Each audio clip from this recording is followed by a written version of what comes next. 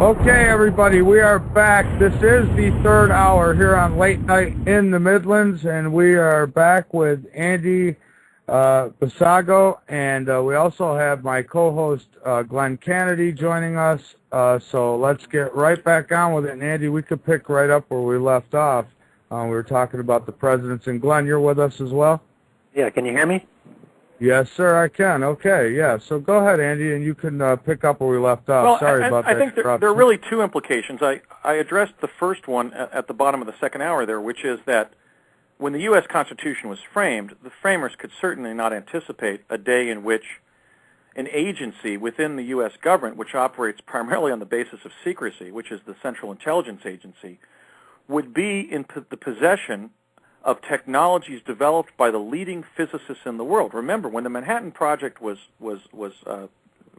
created, we had the advantage of having a substantial number of leading physicists in our own country, but we also benefited from all those that fled Hitler's Germany and other European countries.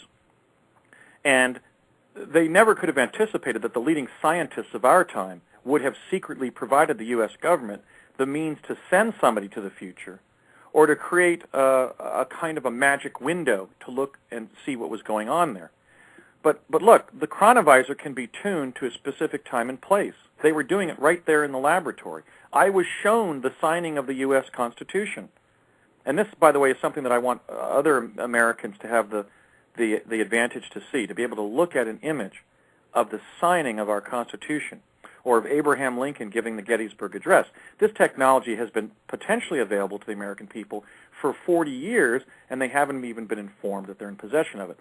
But relative to this issue of prior knowledge of the presidencies, it disrupts the constitutional protocols of selecting president.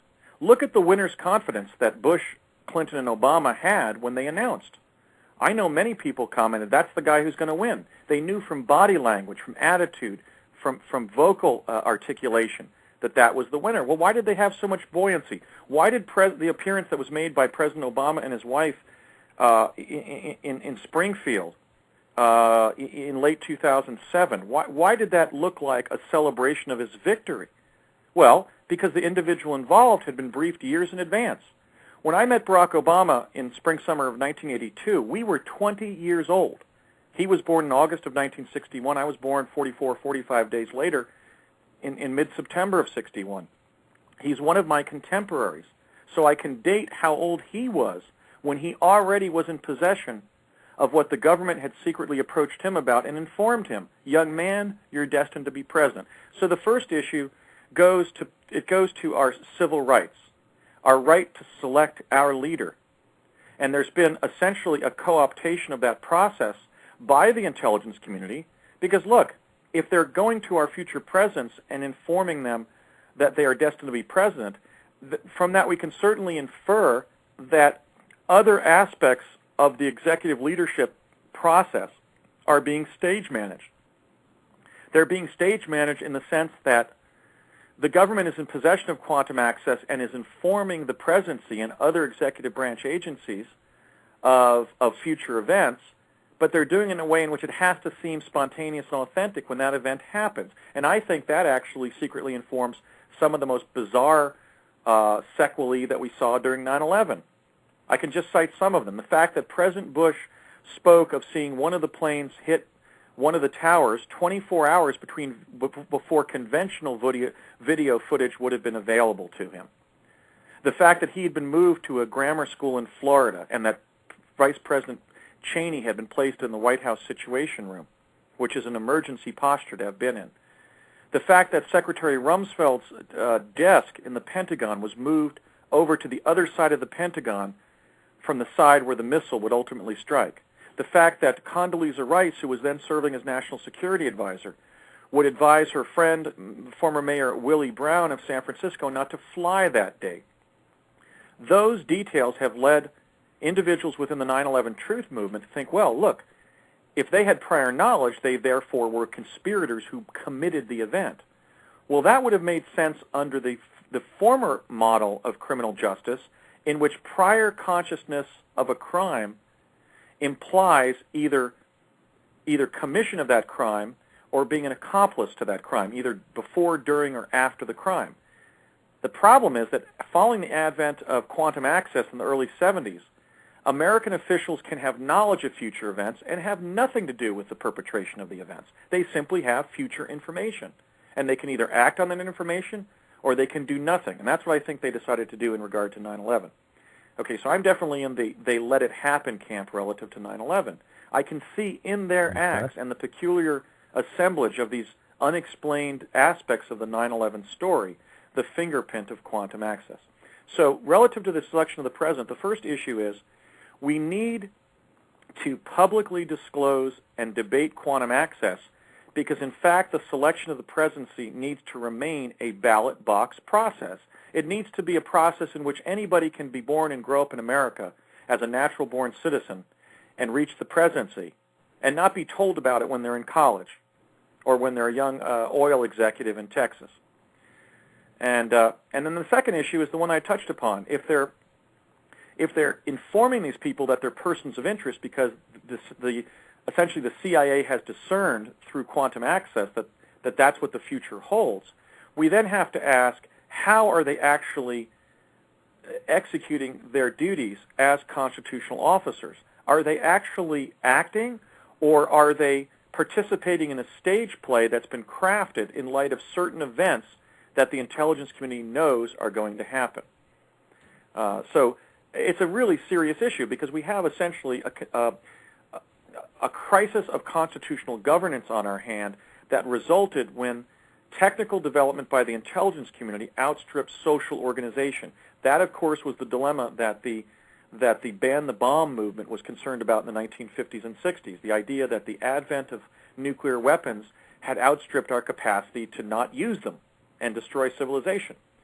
In a similar way, clearly the intelligence gathering capability of the U.S. government is so far advanced now that a Barack Obama can be approached at age 20 when he's attending Columbia and be told that in 27 years he's destined to be president. That's frightening. It's fraught with dreadful complications and implications that we need to address and that I believe the American people deserve to be told. And let me just share one additional anecdote in regard to this. And I don't mean to be lachrymose or sound foolishly patriotic, but I once calculated how many Americans had died in the defense of ordered liberty for this country, from Bunker Hill to Baghdad. It's about 1 million Americans.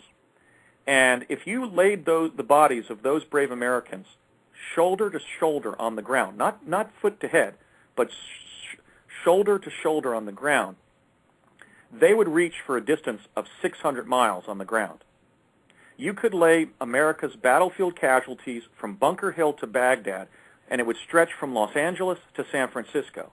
And if that many brave Americans have died in the defense of our system of ordered liberty, which is framed by the Constitution, then their legacy, which is all of us who have been fortunate not to lose our lives in a war, defending other people's civil liberties, we have a right to know what the truth is regarding the way the presidency is being affected by these technologies.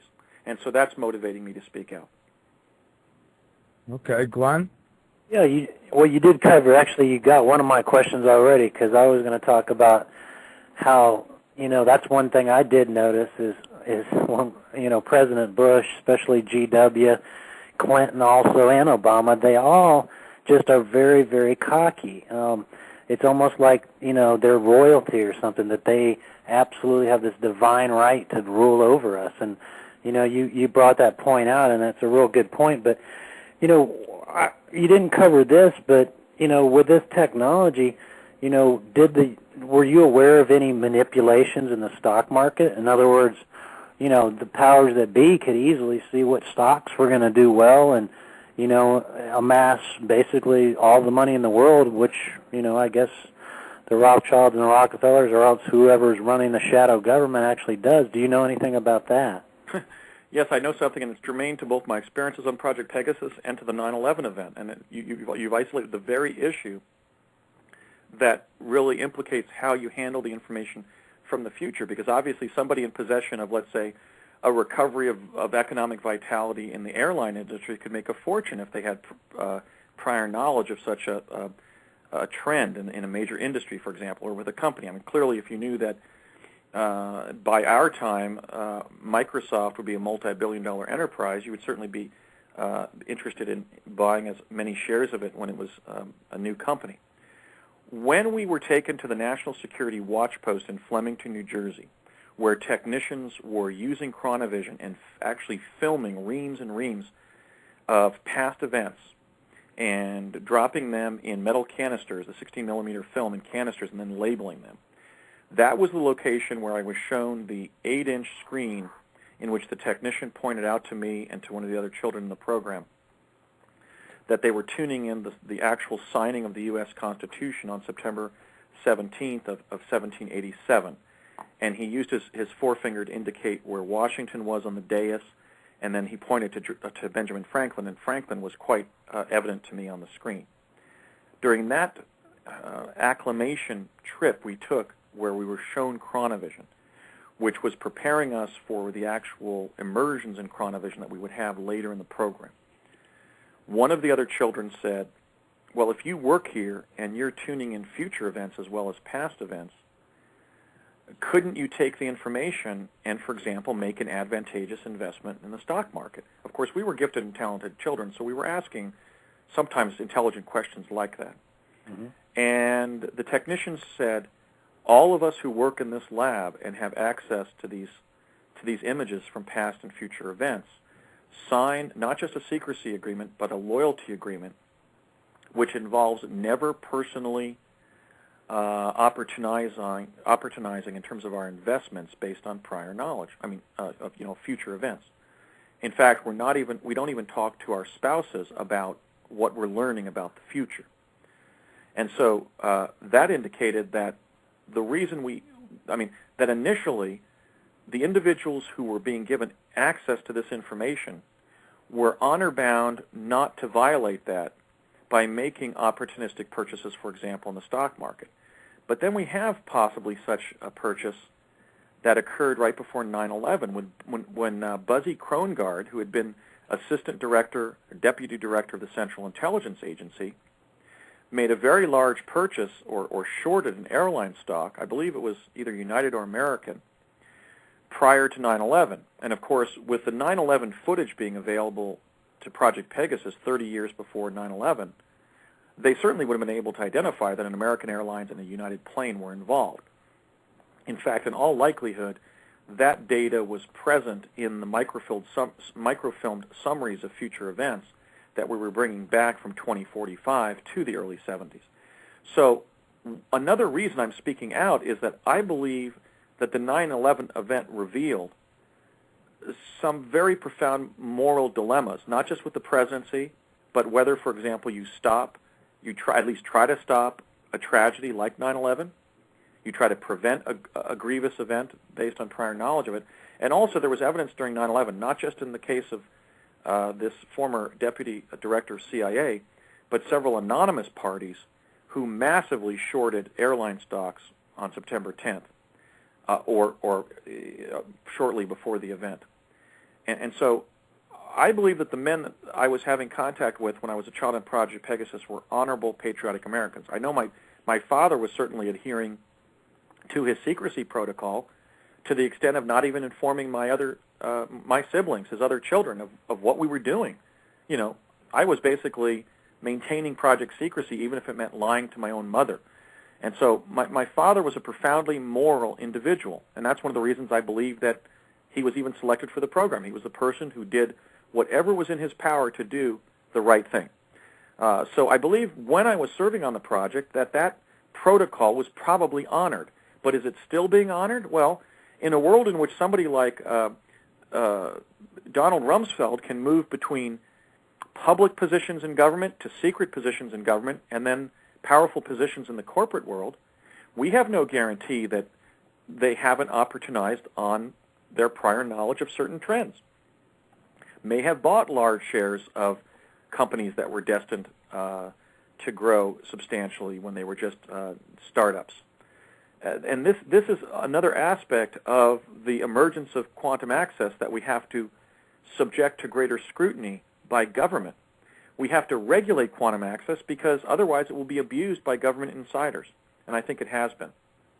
Well, when you mentioned your trip to Mars and everything, what was the general attitude of the program? I mean, here we are in the fairy tale world that we live in, and they're telling us, "Oh, gee, look, guys, here's an asteroid that we think is from Mars, and it might have had biological life on it at one time." So they bring out these ridiculous things. They tell us the sky is red for so many years. Now they finally admitted that was a lie.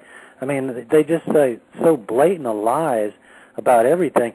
Do they just treat us like children? Is it just like, well, is it like a priest class mentality that they are going to keep this, secret knowledge just for national security? Is that what their attitude is, or?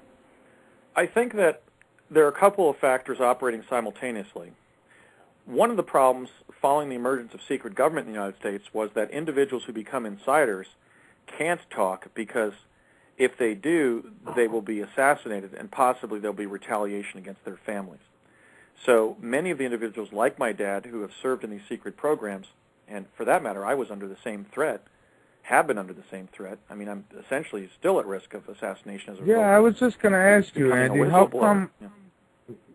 come they haven't tried to shut you up in any way, just with the information, the great information that you have? Well, they did. I had a meeting with a representative of the Executive Office of the White House in 2003 in which they told me that if I didn't cease and desist my investigation and writing and talking about these secret technologies, that they couldn't guarantee my survival. So they tried to use fear to shut me down. Once they realized that they were dealing with a formidable foe, if you look at the chat room content, I'll put in a good broadcast on radio, or I'll write another solid paper about my Mars findings or what have you, and there's just literally engineered disinformation that's now being propagated against me. Let me just cite one. Recently somebody posted on the Godlike Productions website, chat room, blog, that I had once worked as a lawyer for a software company that was marketing a time travel game.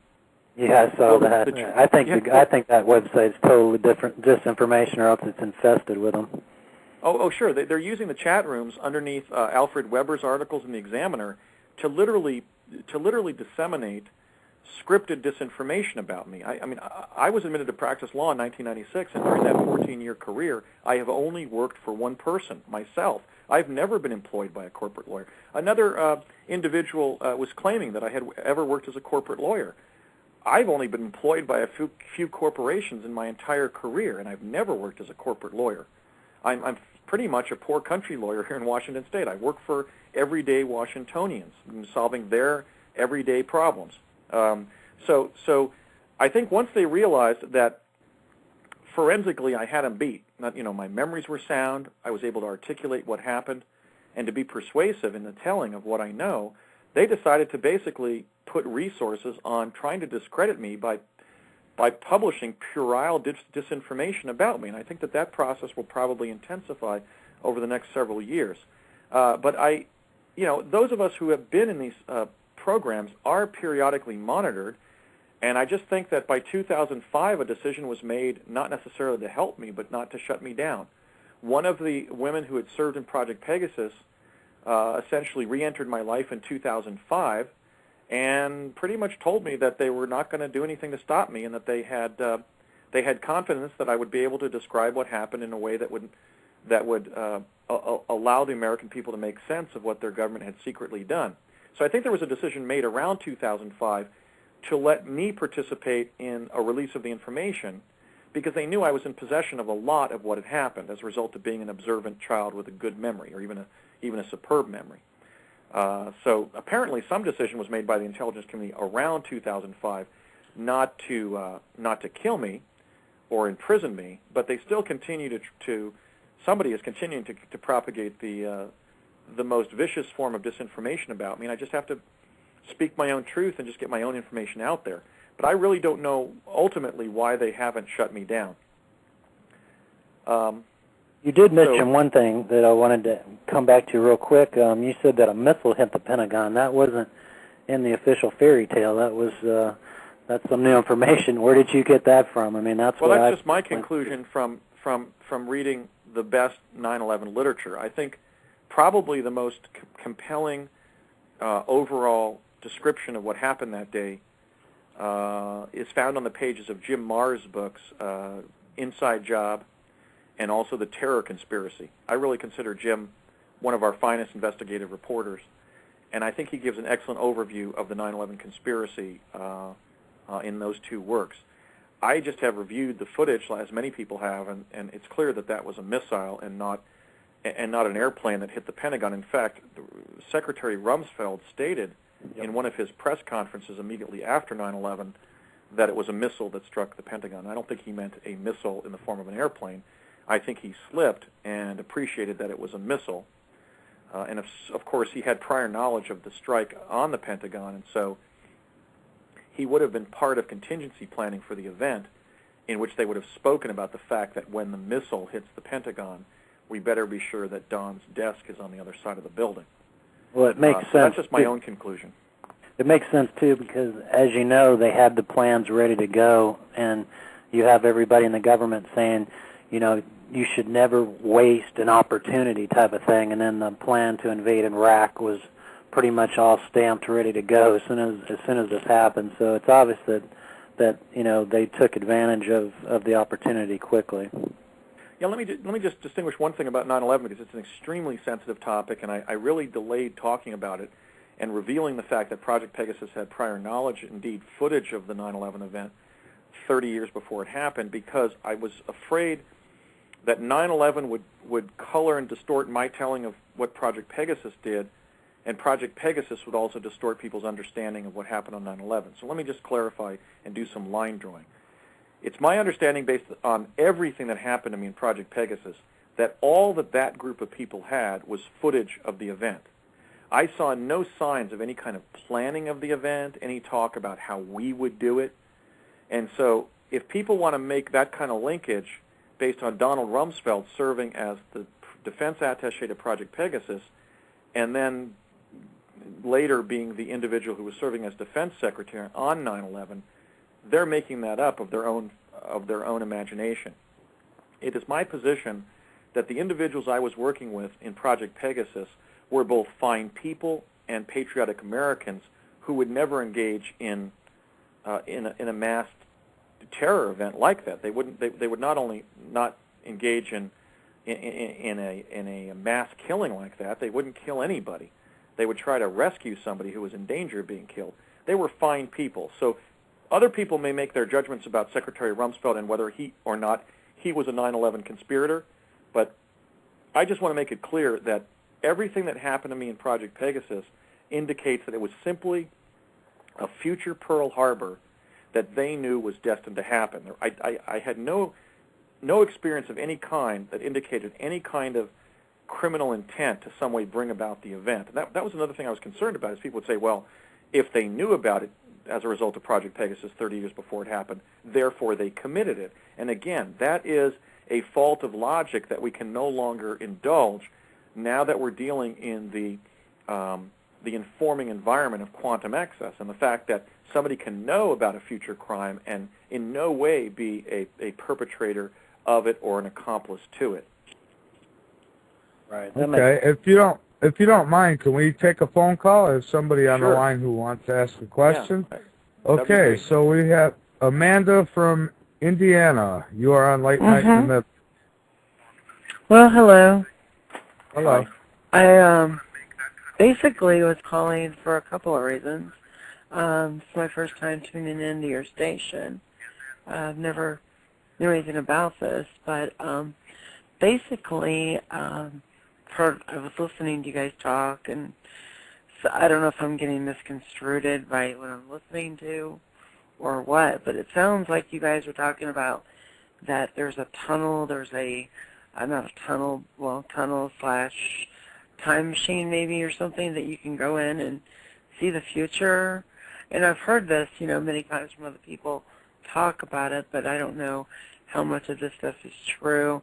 I've heard things, some stories from people that told me about the White House, how somebody seen Ronald Reagan and his wife, and that they were, which I think it's bizarre that they are aliens, And I'm like, okay, that sounds crazy.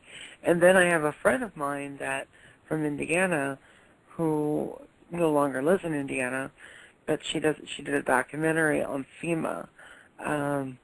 We have a FEMA concentration camp here, supposedly, in the city of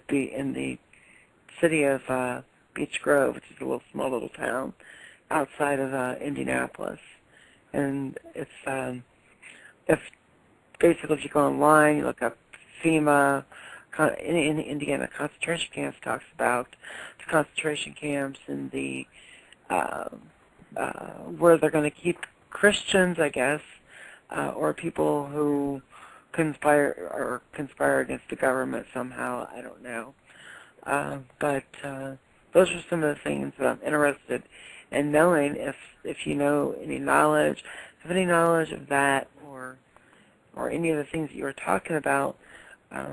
Were you talking about a time machine or time warp of going into the future, seeing the future that the government has and we don't know nothing about? Yeah, Amanda, we were talking about DARPA's Project Pegasus and the two principal technologies that allow for quantum access that emerged in the defense technical community around 1970, which was basically a teleportation unit that emerged out of the works of Nikola Tesla, and then a device called a chronovisor, which is an electro-optical device that has a lensing effect on past and future events that allows the U.S. government to bring 3- and 4-dimensional models of past and future events into the laboratory. In terms of what's germane from my experiences in Project Pegasus regarding the issues you raise of FEMA relocation camps and whether or not we're being led by human reptilian hybrids and so forth or what have you, the only connection I can think of is that some of that literature has established that there's a large base under the Archuleta Mesa centered around Dulce, New Mexico. And I can certainly testify as a child in Project Pegasus that by 1971, well, my father and I visited that base in 1971. We actually had to disrobe and put on a kind of a rice paper, almost hospital-type garb, because you were weighed both before you went down in the elevator into this underground complex and then when you went back up to the surface. I visited that underground facility and also went in some of the tunnels where there are high-speed monorails that link different cities beneath the American West, primarily the Southwest, and the Rocky Mountain Range. And I can establish that the Archuleta complex had probably at least 100 stories from the surface to the underground, because it took about 15 minutes to go from the top to the bottom of that elevator. And all we saw was floor after floor after floor of empty space. There weren't any reptilians there. There weren't any humans there. There wasn't even any furniture there, much less high technology. All it was floor after floor. It looked like if you had, let's say you run a glass elevator in a 3 or 4 story high, huge suburban shopping mall. It was like going on the elevator of a shopping mall, but not for 2 or 3 stories, for like 100 stories underground, and there were these broad expanses of floor space and nothing in them. And I was kind of mystified as to why we went on that trip. And then when we left, I said, Dad, what is that place even for? And he said, there's going to be a disaster. And I said, when? He said there's going to be a disaster where they'll have to accommodate a lot of people underground. And I said, when? And he said, long after I'm dead and gone. So that experience showed me that some of the contingency planning that the U.S. government has involved itself in, creating these vast, deep underground military bases, or DUMBs as they're called, was initiated in response to some threat to the integrity of our planet that is expected to occur in the future. But when that date is and what that threat is was not shared with me when I was on Project Pegasus. Now, I don't mean to be like on your show asking all these questions, but it's okay. like Go I said, ahead. I'm new to this, something new to me, something very interesting. But 2 questions, because you mentioned reptilians, and I was told by somebody that that's what the Reagans were reptilians. Right, I believe you mentioned that, yeah. So that's, I mean, is that something that these people are? And are those, considered aliens? If Ronald Reagan was, and if Nancy Reagan is, she certainly showed a lot of mammalian warm-heartedness when she gently placed her cheek against Ronald Reagan's casket. I tend to discount these stories. I mean, every human being has within their cellular matrix both mammalian and reptilian substrates. I mean, all of us, for example, have a reptilian brain. It's the reptilian brain that monitors our autonomic functions. And so all I can say, as somebody who had the privilege to serve in a secret defense-related research and development project during this time frame, which was literally designed to provide the American president with the best possible intelligence data regarding past and future events that was then available, is that the public is not only cynical, but very fearful of the motives, indeed the character and personality, even the background of our presidents. And I think that that's the shadow side to certain inequalities that exist in our society. For example, the maldistribution of wealth. I've even had a centimillionaire law client of mine. I have served some higher-end clients, primarily on the transactional side of my law practice, as well as ordinary Washingtonians. Recently, I had a centimillionaire literally sit down in a meeting with me complaining about the maldistribution of wealth in our society and how it's actually stultifying and preventing economic development and vitality. So I just want to say that I know that there's a rich literature emerging that's suggesting that in some way our leadership is reptilian, but I would just point to the humanity that we've seen from our presidents and their spouses and so forth. I don't think either of the Reagans looked like reptiles. I think they looked like ordinary people. In the case of President Reagan, I think he was an extraordinarily gifted human being. Even if you didn't agree with his policies, he certainly was a very intelligent and charismatic individual. And his wife, Nancy Reagan, has always impressed me with the measure of her humanity. So I'm a little bit troubled by the propensity to find these negative traits in our leaders, because serving in Project Pegasus, I realized that many of these individuals who are in government, even in the secret realms of government, are the best kind of people. They're the kind of people who save the lives of people who will never know their name. And so I really don't want to go there and publicly discuss this issue of whether or not there's some kind of reptilian conspiracy to take over our civilization. To me, it sounds like the tomfoolery that children engage in when they tell you, that the lady down the street, cuts off children's hair and cooks it for spaghetti or whatever. I mean, you think of these fanciful tales that children tell you when you're growing up. I don't buy it. I think that there is potentially a dichotomy between reptilian and mammalian traits.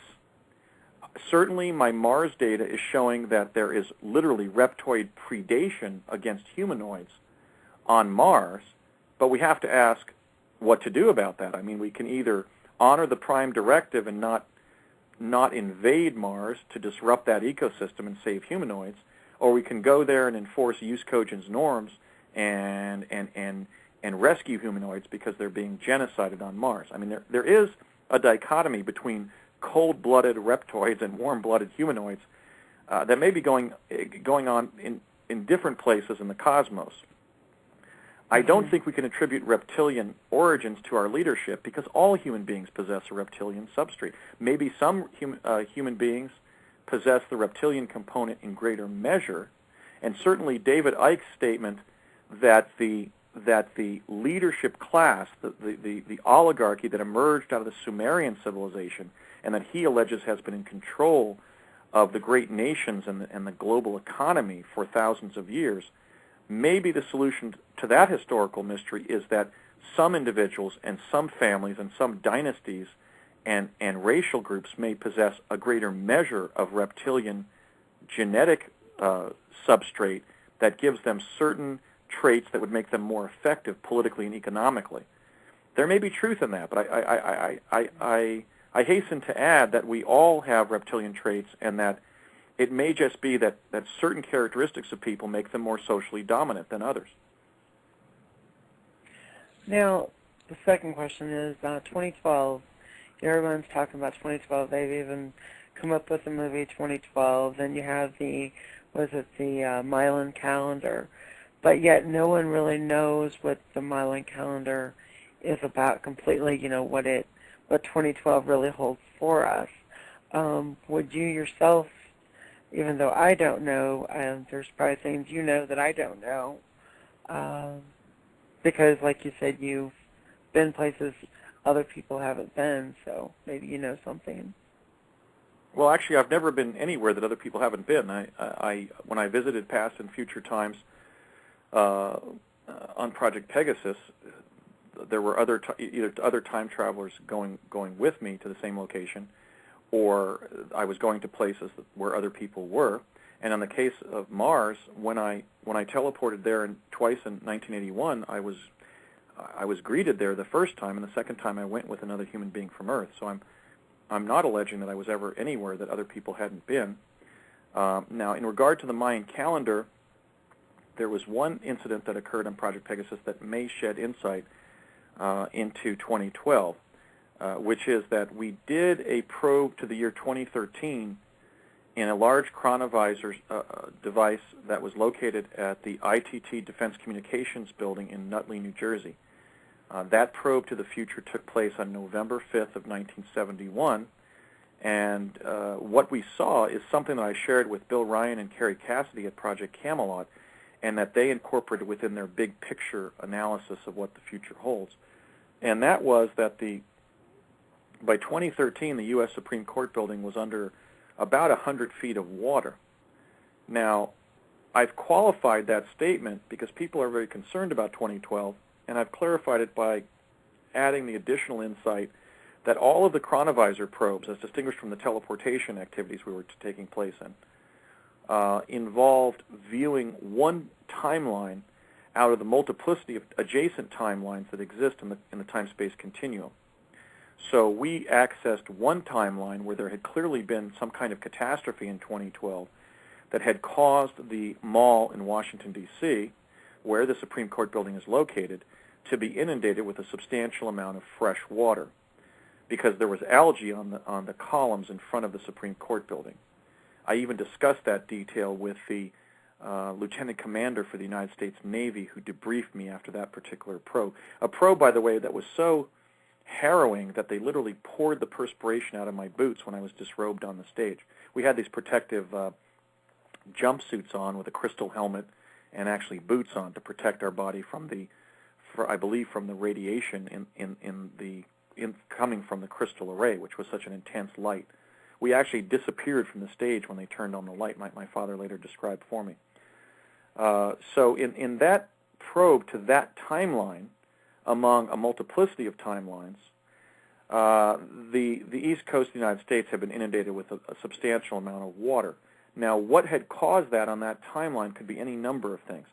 I did discuss this data with Robert Felix, the Ice Age expert in Seattle, Washington, and he stated that during the movement from new high temperatures that precedes an ice age, which is where you have higher temperatures that melt the polar ice caps, flood the oceans, and dilute the saline content of the oceans, and hence frustrate the temperature exchange, the exchange of heat between the warm equatorial waters and the colder polar waters, which then causes the cold snap that then causes the Earth to enter a new ice age.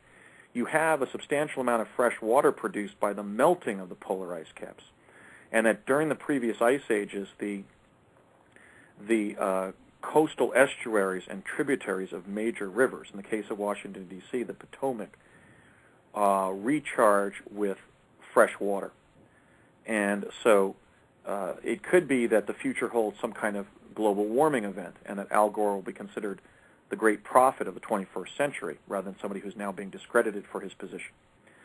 Other events could include a meteor strike or a large deposition of material from outer space in the ocean, which would raise the level of the ocean. There is a a cliff containing about 100 million tons of granite that's sitting in the Las Palmas island in the Canary Islands that has fractured and could break off and drop into the Atlantic Ocean.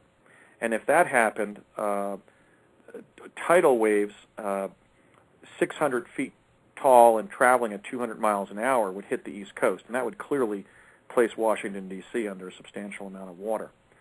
Something else could occur. We could have a limited nuclear war that would melt the polar ice caps. So on that timeline, the East Coast wasn't not only flooded, but flooded with a substantial amount of water. But I must hasten to add that the chronovisors were always sampling a particular timeline, not necessarily predicting which timeline we would be in when the future arrived. So we can't use that as a predictive model in the same way that we can use teleportation to track a particular timeline into the future. Okay, Andy. Thank you for calling, Amanda. That was some really good questions. I want to take another call, and then Glenn, I know you have more questions as well, so we'll get right back to you as well. So let's go back to the phone lines, and we have George from Florida. Good evening. You are on Late Night in the Midlands. Hey, Mike. How are you? Pretty good. And how are you? I'm doing fine. Hey, I have a question for Andy here, and I'm just I've got a little list here. I hope I don't take up too much time, but you just mentioned Las Palmas, and I've kind of been tracking that, watching that for actually the last few years, and that's been one of my greatest concerns. It is very possible, and the scientists will say, well, it could happen tomorrow, and it could be 1,000 years, but apparently that island is full of water. And they say if it heats up, that the rocks on that island will become slippery, and yes, that'll slide into the ocean. For everybody's information, that I think it's if you look at it on a world map, it's almost directly east of Jacksonville, Florida, and it would literally wipe out the East Coast. You know, if anybody has been to the Bahamas. There's a little island over there called Hopetown, and there's cliffs that go up about probably 30 meters or so. And on top of these cliffs are these giant boulders, I mean the size of a large home. And they say that these boulders that are on top of these cliffs, the only way that they could have gotten there was from a possible tsunami that happened because of a major event, and probably, in my mind, 3,600 years ago. But I think that's a real possibility. I mean, if there is, in 2012, I know I just looked at some scenarios, and I think there was one website that gave scientifically 8 different scenarios of how that Planet X will pass, and there's a worst-case scenario, and then one that will cause disruption, but nothing catastrophic. So I think it's really kind of a guessing game. Andy, what do you think about that? I mean, with your traveling and your future views, is this going to be a extremely catastrophic event, or do you think this is going to be something that I know there's going to be some devastation, but is it going to be catastrophic? I think that we may have a mega event. I don't think it's going to be catastrophic, and the reason I say that is we were visiting a Southwest location in 2045 where human society had not only survived to 2045 but was thriving. That location, which they would never reveal to us, and which we only learned was in 2045 when we asked several of the technicians when they were back at the Cerritos Cultural Center in the early 70s there in New Mexico fixing the Stargate device. We said, hey, what year are you guys actually from? Because the people there at that office complex in the future wouldn't tell us what year we were retrieving the data scrolls from. Oh. But we never learned where that was. I think it was in a southwestern location that was more humid. And I had been growing up in suburban New Jersey, which was very green and very humid during the summers, frequently. And the biome that we visited, wherever it was, seemed to possess characteristics of some of the more elevated locations in the Southwest, such as Flagstaff, with a balmier kind of atmosphere. So certainly human civilization survives at least to 2045 because we were visiting it. Now, what had been going on, or what existed then in coastal areas, I don't know. I certainly can add a couple of intelligent points to the debate over all of the various disasters that people are apprehending may cause mass disaster in 2012 or 2015 or later, including Las Palmas, Planet X, and so forth. The first is that I can confirm that there has been contingency planning for continuity of government in the Four Corners region of the American Southwest. I mean, the fingerprints are all over that. I mentioned the visit that my father and I took to the Archuleta Mesa facility there at Dulce, and the fact that there weren't a group of there weren't ETs there or alien or human-animal hybrids. There was basically floor after floor of empty floor space. Well, there's some reports too from that underground base where there's portals. I saw one where it was a military general or whatever, but it had gone down and stepped out and took a few steps, and he was in Australia.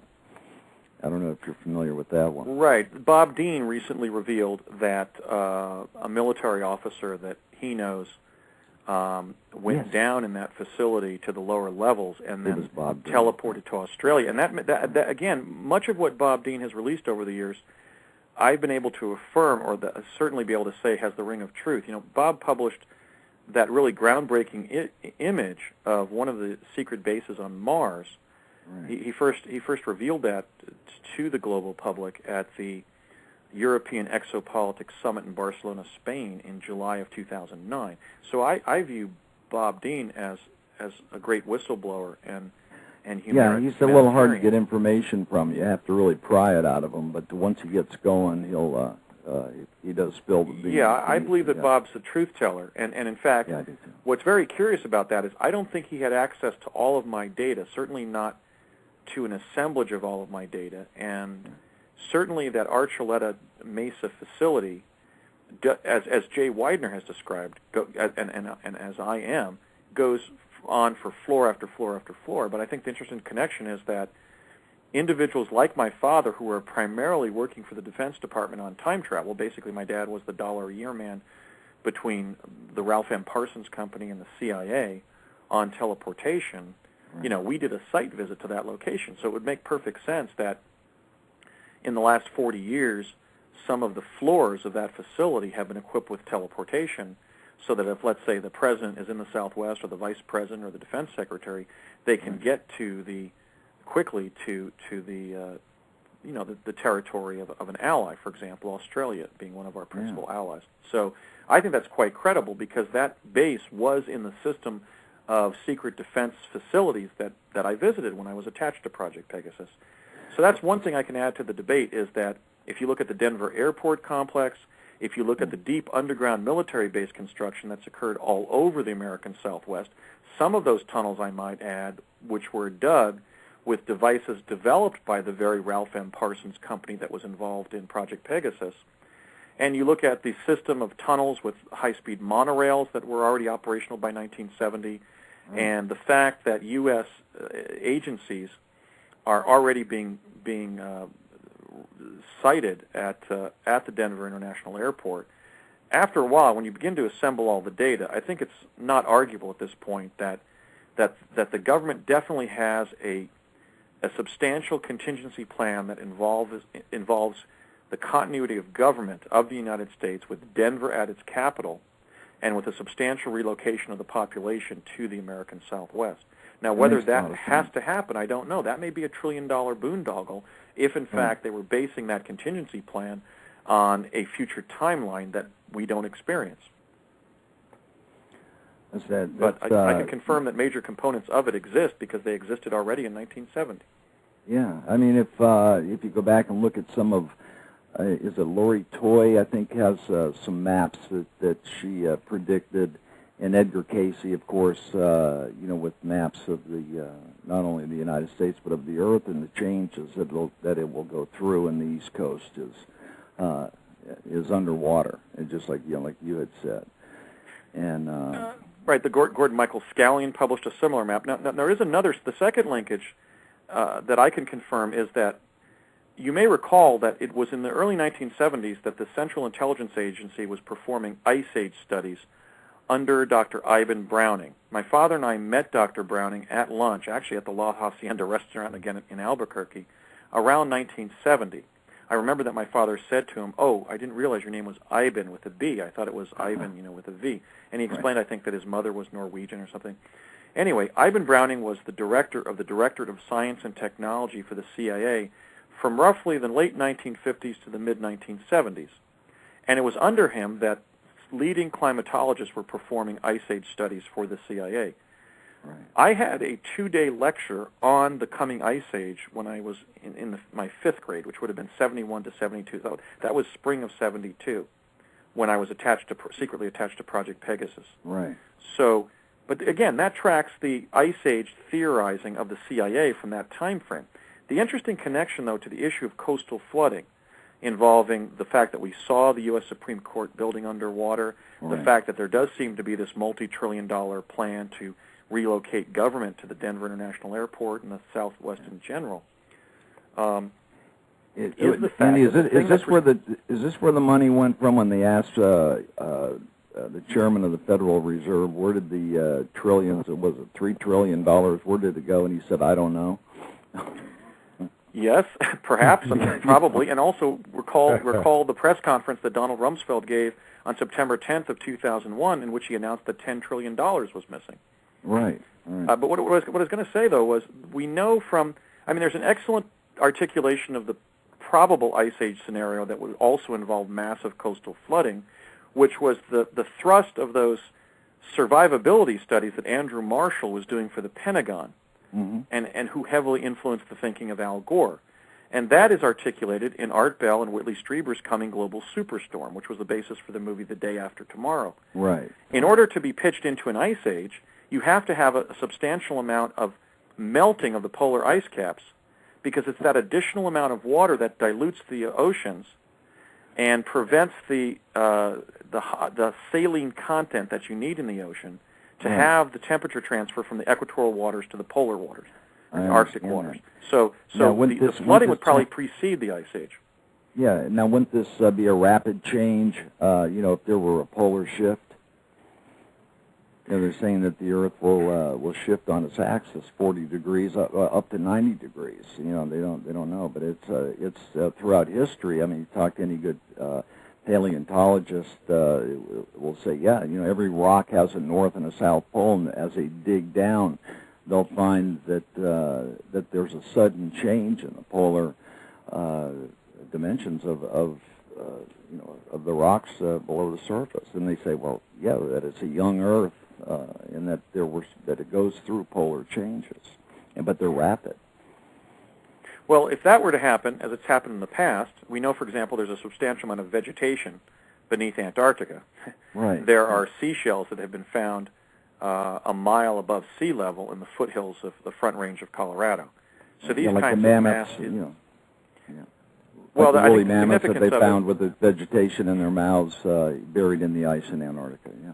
Right. It was events like that led to the woolly mammoths being found with their fodder literally in their throats. They were actually chomping on vegetation at a time when they then got covered with a mile of snow and ice. Right. I think if it was a polar magnetic shift that actually tilted the polar regions towards where the equatorial regions currently are, there would be a mass flooding event, and that mass flooding event would cause massive coastal inundation. So if you could survive the disequilibrium of the tilting of the Earth on its axis, probably your best location then would be a high alpine location in a mountain range. But it would still possibly not be a survivable event even there, because the whole food distribution and system would be disrupted. Oh, drastically. I have a question for you. regarding the advancement and the rapid. Okay, one more question for you, and then we'll have to I'll move try to make on. this real quick, Mike. Okay. On as far as the gaining the knowledge and the technology, is this knowledge is this good old American, technology like Tesla coming up with things, or is somebody getting, extraterrestrial technology? Well, this is one of the dilemmas in the paranormal and parascience, and what I'm trying to adhere to more of a disciplined approach, because there are always either-or scenarios set up in paranormal discourse that actually misinform us about the nature of reality. Let's take Project Pegasus. Pegasus was the result of an intelligence funnel. Right. Into it was being put Tesla's technology, foreign technology, for example, from the former Soviet Union, ancient technology that was being found in lava beds and under the ocean and in ancient ruins around the world, in Egypt, found in Egyptian hieroglyphics and Sumerian clay tablets and so forth, and also extraterrestrial technology. So that's the model under which these kinds of advanced technical development programs were undertaken secretly by the United States government. It was one in which every possible piece of technology or manuscript that would contain some kind of schematic of a device or some kind of notational system indicating how to build such a device was being placed in the intelligence funnel and passed on to engineers like my father, who could decipher the mathematics and offer an informed opinion about the electromagnetic components of such devices.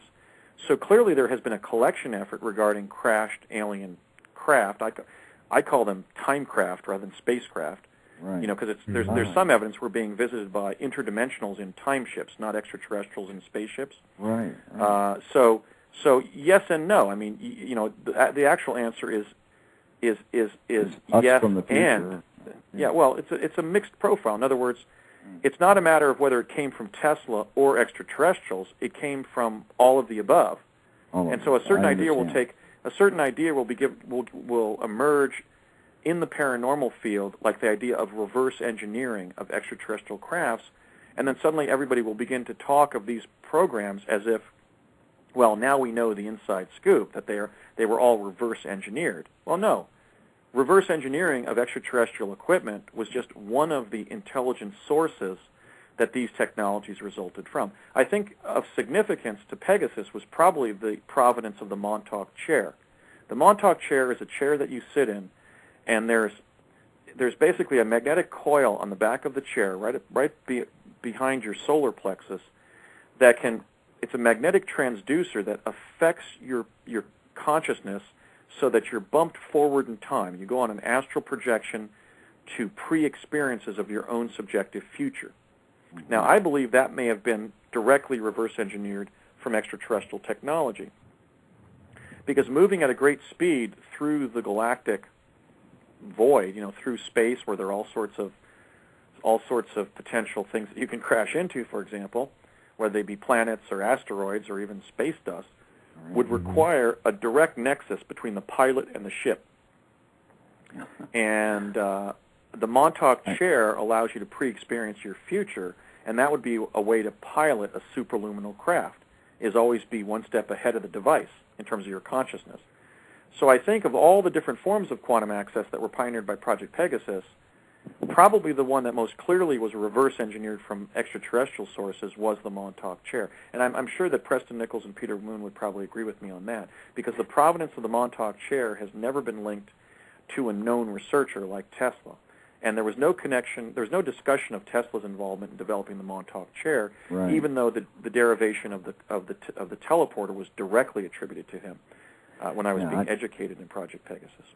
I lived in Montauk in the late 60s and 70s, and I remember the Air Force Base and how tightly they had it locked down. It was, if you've ever been to Montauk, it's a small village, and it was, you couldn't get anywhere near it. And I believe that a lot of that was going on in Montauk at the time. Right, and when I first tracked my memories from Pegasus and wrote them down and assembled them, into a coherent order, I was initially viewing the Montauk literature as disinformation, and now I'm going out of my way to clarify and correct that, because the reason that I thought it was disinformation is because Jack Pruitt served as a team leader on Project Pegasus, and then he's identified in the Montauk books by Nichols and Moon as the research director for Montauk, and I also knew that the Montauk chair was just one of the quantum access devices that Pegasus was working with, but it forms essentially the basis for the entire Montauk project in that series of really excellent books by Nichols and Moon. I now realize, especially after enjoying the work of Stuart Swerdlow, that the explanation is that Montauk was a spin-off of Pegasus, Right. in which they were making a concerted effort to focus on the net potentialities of the chair. For example, in the Montauk account, many of the children died. Well, in Project Pegasus, the one boy lost his feet, and I witnessed that tragedy, and we were told about the girl who became blind when she looked up at the crystal array and the chronovisor at Morristown. But there weren't these gross deaths that have been described that occurred during the Montauk project. Yeah. So I think the explanation would be that if they did spin off the chair, because the chair was already enabling an individual to pre-experience their own future, they must have been experimenting with the chair to see what else they could do with it. For example, what happened when they irradiated the person sitting in the chair. We know there was an extensive program of human radiation experimentation that Dr. Ruth Fadden investigated after being appointed to the Human Advisory Committee on Human Radiation Experiments by President Clinton in 1993. And so there's a rich literature that establishes that many Americans were either wittingly or unwittingly involved in radiation experiments during the Cold War. So I think that's probably what Project Montauk was a project that was so focused on seeing what else the Montauk chair could do that they tried a variety of things, some of which clearly injured or killed the participants. Right. Well, wasn't it the USS? Was it the Eldridge that they had disappeared, and then when it reappeared, there were people stuck in the bulkheads or between bulkheads and disoriented? And what was that part of Pegasus, or was that the Montauk? No, the Eldridge is attributed to the Philadelphia experiment legend or story. Right. Bob Beckwith has done a lot to clarify the Philadelphia experiment. Something like the Philadelphia experiment occurred during World War II, but all of the principal facts were changed to conceal the linkage between Tesla, teleportation, and the Los Alamos physicists. So the real name of the ship, which was the Martha's Vineyard, was changed to the Eldridge. The purpose of the experiment, which was to implement Tesla teleportation to protect our Navy ships from mines after the Nazi Navy began chaining their mines to the bottom of the ocean, was then changed to suggest that the Philadelphia experiment was undertaken to achieve radar invisibility of our ships, which was a different technical application. And then John von Neumann wasn't at the hull of the ship. In fact, according to Bob Beckwith, who I believe, because as I said previously on the show, I had direct contact with Bob Beckwith after he left GE and was working for DARPA's Project Pegasus. The individuals actually on the ship were none other than, according to Bob Beckwith, J. Robert Oppenheimer and Edward Teller. That might explain why J. Robert Oppenheimer died of cancer. I mean, he was a smoker, and he had been under incredible stress when it was believed that he was a Soviet mole in the atomic research community. But nonetheless, Beckwith places him in the hull of that ship during that Tesla-based experimentation during the war. And then he also said something very telling to me about the part of the Philadelphia experiment cover story that the ONI scripted to conceal this linkage between Tesla teleportation and the Los Alamos physicists, which is that when the real experiment was undertaken, there was only one sailor who was fused in the ship, and he was actually impaled by the pillar upholding the splash cowling around the captain's mast when the ship rematerialized into view. And that led to the later urban legend that there were sailors that were fused in the whole hull of the ship and everything. And by the way, he also alleged that it wasn't undertaken in Philadelphia, and it didn't go back to Norfolk, Virginia, where it had been at anchor, but that experiment took place in Long Island Sound, and the ship spontaneously relocated back to where it had been at anchor in Newport News, Virginia. So I'm going to be doing a piece for my website, projectpegasus.net, clarifying the supposed facts and the real facts of what we have apocryphally come to call the Philadelphia experiment. It was actually the Long Island Sound experiment, and the true Philadelphia experiment that was undertaken in the context of this research during the Cold War was the attempt to use chronovision to isolate the scenes from the signing of the U.S. Constitution in Philadelphia in 1787. So they were scripting these elisions from the facts to obscure what they were doing and literally propagating the urban legends by which the public would come to understand what they were doing. Okay, George, thank you so much for them great questions. Really, really good ones. And the number is 347-989-1012. And Glenn, go ahead and I know you've got some questions. Sorry the calls have gone so long, but people are just very interested in this. Absolutely, it's a great show. I'm really happy to be a part of it. I was just wondering, you say we have the Mars base or whatever, and you've been there. How many people are on Mars, and do we have bases on the Moon and other planets and secret space stations? If you can talk about that. Well, I'm talking about what I know, and then I'm also distinguishing what I've been told or what I consider credible. Yes. So what I know is that when I went up there in 1981, there was a skeleton crew of people up there. They were aligned with the CIA, and in fact, within the CIA, they were aligned with the Catholic faction, the Vatican-connected faction within CIA, rather than the Mormon faction. The CIA began to hire Roman Catholics and Mormons, or members of the Church of Jesus Christ of Latter-day Saints, in the early 1950s because Catholics and Mormons are raised to literally feel guilty about breaching promises they make and being dishonest or whatever. It's just part of the enculturation in those two religious systems. So many of the individuals that I had contact with in Project Pegasus were from that Roman Catholic faction. And just to do a little bit of a sidebar on that, a man by the name of Genovese published a book in 1958 entitled My Trip to Mars, in which he claimed that in a Vatican-directed project not under Enrico Fermi, but under Guglielmo Marconi, the Italian for whom Tesla radio was attributed and who actually got the patent for radio that Tesla had rightfully earned. Right. Genovese claimed that he had actually teleported to Mars under a Catholic, that is Vatican, secret project for which Marconi was the technical advisor. The fingerprint of Roman Catholic involvement was all over Project Pegasus. I mean, the children who were serving in the project with me, we were all going to Sunday school and First Communion at a local Benedictine church. The Order of St. Benedict, of course, are the Black Friars that have been interacting with the intelligence communities even sort of prior to its existence. In a sense, the U.S. intelligence community emerged out of the Vatican involvement secretly in human affairs. So I went up there with somebody from an Anglo-Saxon background, Courtney M. Hunt, but who was so involved in Roman Catholicism that he was actually a member of the Committee for the Propagation of the Faith.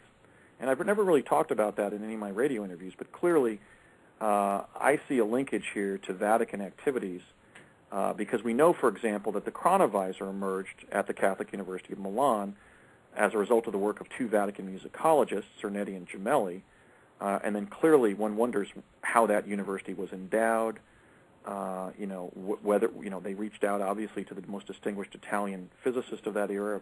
In all likelihood, Enrico Fermi was a Roman Catholic. And so I'm just sort of doing a sidebar establishing that that's the faction within the U.S. or Western intelligence community that I believe I was born into as a result of my father's Roman Catholic faith and his secret involvement in Central Intelligence Agency activities. When I went up there, first in July of 1981 to Mars, and then in August of 1981, there was a skeleton crew of people affiliated with the Central Intelligence Agency. When Courtney Hunt prepared me in June of 1981 to go up there the first time in July of 1981, he explained how several young people around my age who were CIA personnel would greet me when I walked out of the underground location up to the surface. And that is, in fact, what happened. Since then, I mean, almost 30 years have passed since 1981, we have statements made by some of our most brilliant young researchers, to include David Wilcock, citing Arthur Neumann, who is the individual who was initially described as the Henry Deacon informant by Project Camelot, that the size of the human population up there, not just on one secret base, but several secret bases. For example, I don't believe I teleported to the U.S. base that is depicted in the image that Bob Dean first made public at Barcelona in July of last year, because I arrived in this underground location that was almost like the subterranean basement that you'd find under, let's say, a big baseball stadium. And then I walked up a staircase and went through a skull on the surface. And you don't see any large monuments, skulls or otherwise, around the building that is depicted in that image that Bob Dean provides. So I think from that we can infer that there are multiple bases up there. Courtney Hunt just explained how I would be teleported to a U.S. base on the surface of Mars, not the U.S. base on the surface. Now, David Wilcock, citing Arthur Neumann, is claiming now, in our time, in 2010, that the population of human beings from Earth and presumably from other countries that is on the surface of Mars is somewhere in the range of 500 to 600,000 Earthlings. I have no basis besides their claims to know if that's the case, but I would add that it was easier for me to teleport from El Segundo, California to the surface of Mars than it would be to fly the red-eye from Los Angeles to New York City. I know, because I've done both. I mean, it was a little bit unpleasant when the pressure occurred halfway up there, about 10 minutes into the teleportation, but it was relatively easy to go up there beyond just the primal fear of setting foot on another celestial body. That was somewhat of a deracinating aspect of my trips up there. I didn't really calm down and feel very comfortable up there. It was a little bit overwhelming to realize that I was on another planet and I could breathe and walk around and so forth. So I don't discount the possibility that there are that many Earthlings on Mars now, because we've had 30 years to put them up there in 20-minute trips. And we have the fact that we have the fact that a young woman born into the Eisenhower family, who is a wonderful person, a loving mother, an intelligent, compassionate, highly articulate young woman, who cares about humanity and cares about the American people and American civilization, indeed the civilization on Earth, has told us the God's honest truth that she was approached. So now the subjective claims that Michael Relf made, that I have made, and that Arthur Neumann have made, as publicized by one of our most brilliant researchers and most dogged investigators, which is David Wilcock, has now been affirmed by a member of a presidential family.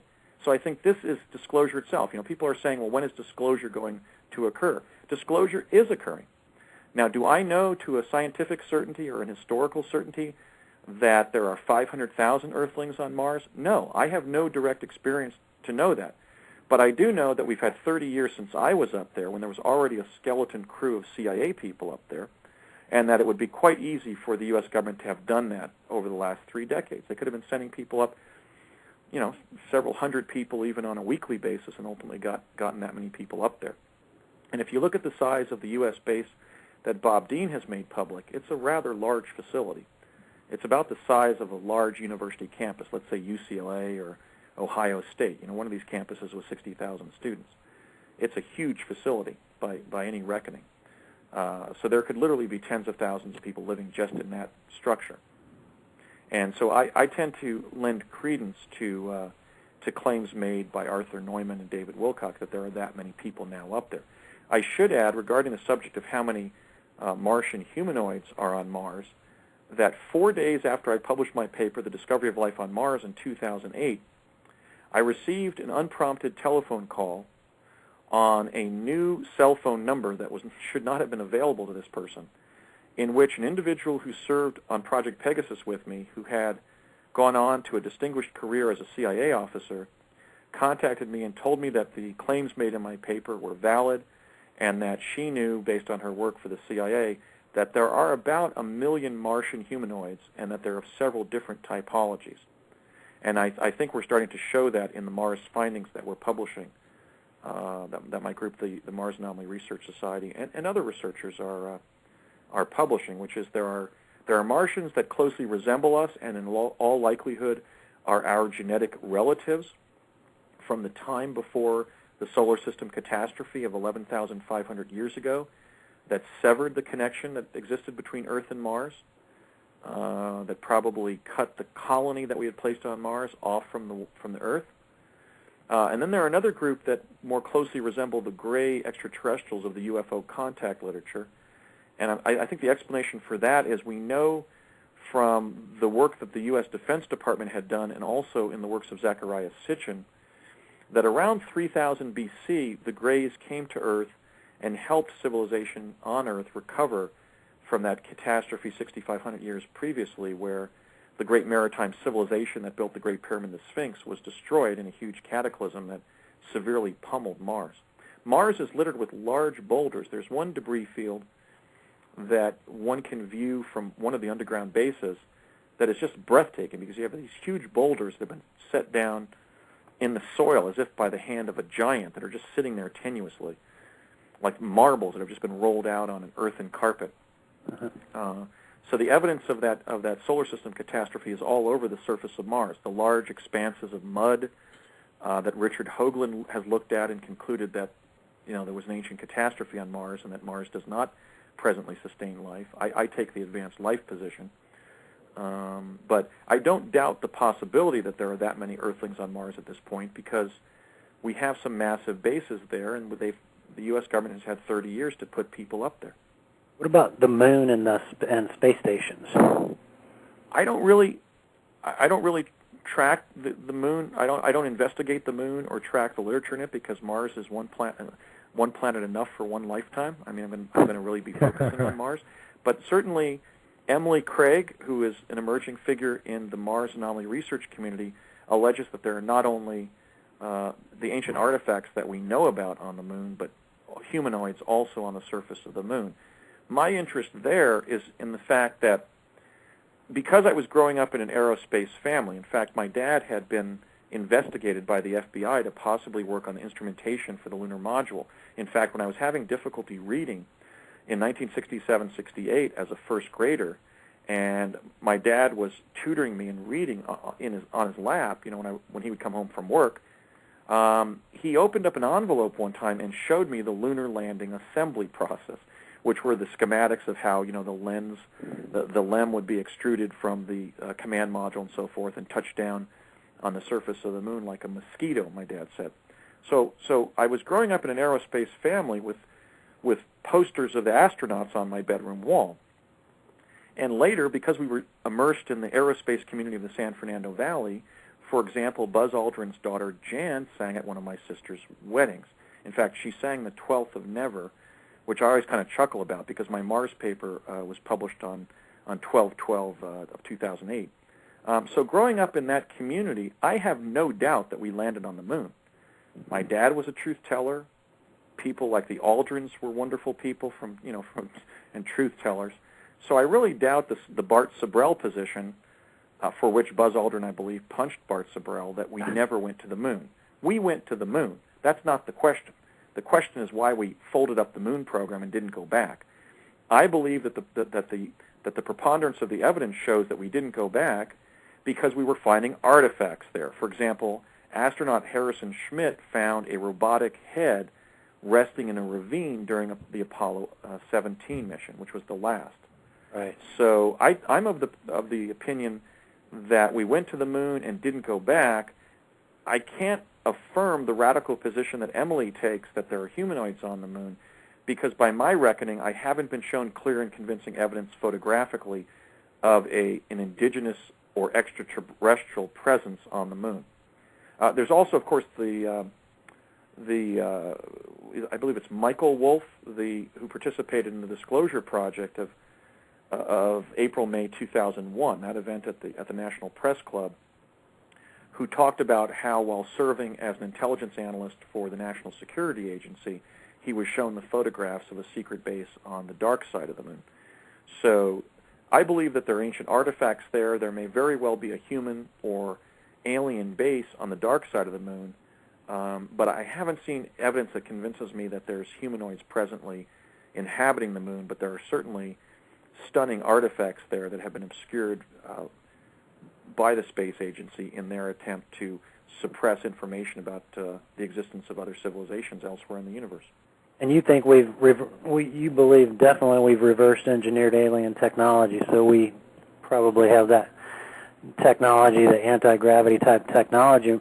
My theory would be is we had a parallel space program. You know, maybe we did it. We had the chemical rockets and everything like that, but at the same time, we're also reverse engineering the alien technology, keeping that completely separate from the astronauts. And, you know, maybe that's what actually went there as well. I don't know, but what is your thoughts on that?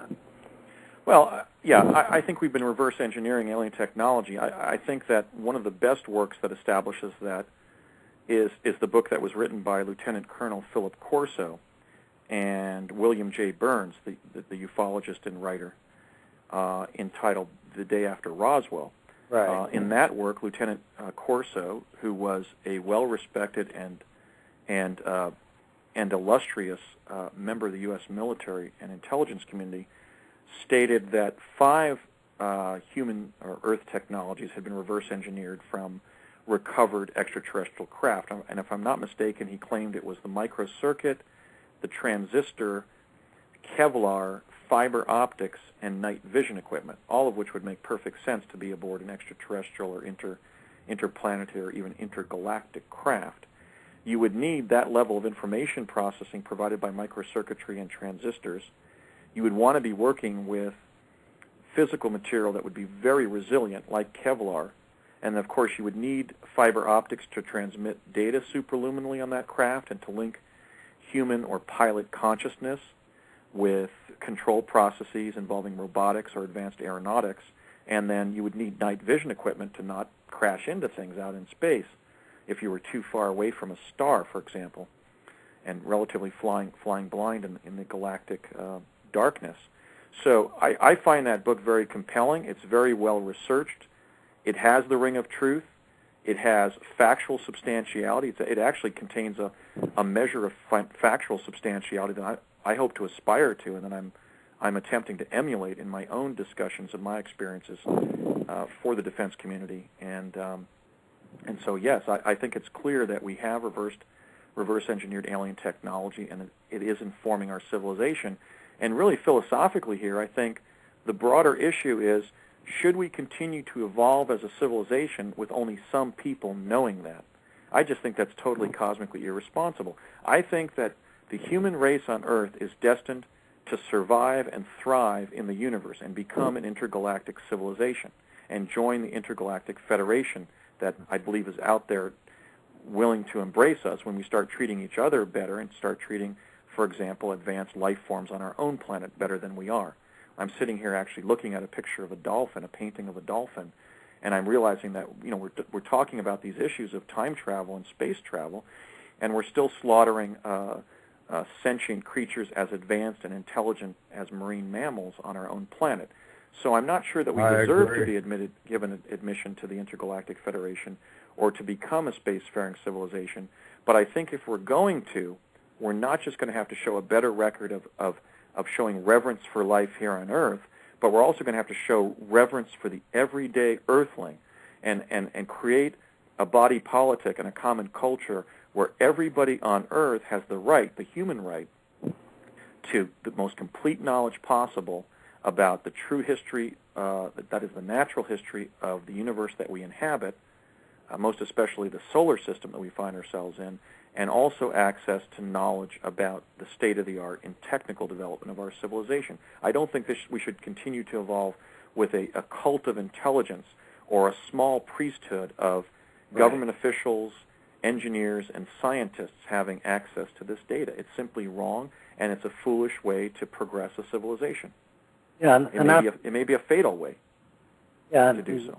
And that's my main point, too. On one hand, I'm really proud that the United States did all this, and I always knew in my heart that lots of things were going on that we had no idea about, and I was, you know, it's wonderful to hear that the United States was a leader in this and all that. But on the other hand, you look at the priesthood class, and it's like, you know, we've got all this technology, and I feel like my entire future has been nothing but a lie. I feel like, you know, basically what you're saying is that we right now should be living in almost like a Starfleet type future. I mean, here you're talking about we've got underground, trains that go, thousands of miles per hour. We've got just these awesome complexes, and yet up here on the surface, everything's falling apart. I mean, this country on the surface is a complete joke. I mean, we don't have high-speed trains. We have nothing. I mean, obviously they put all this money into this infrastructure for the priest class, and like you said,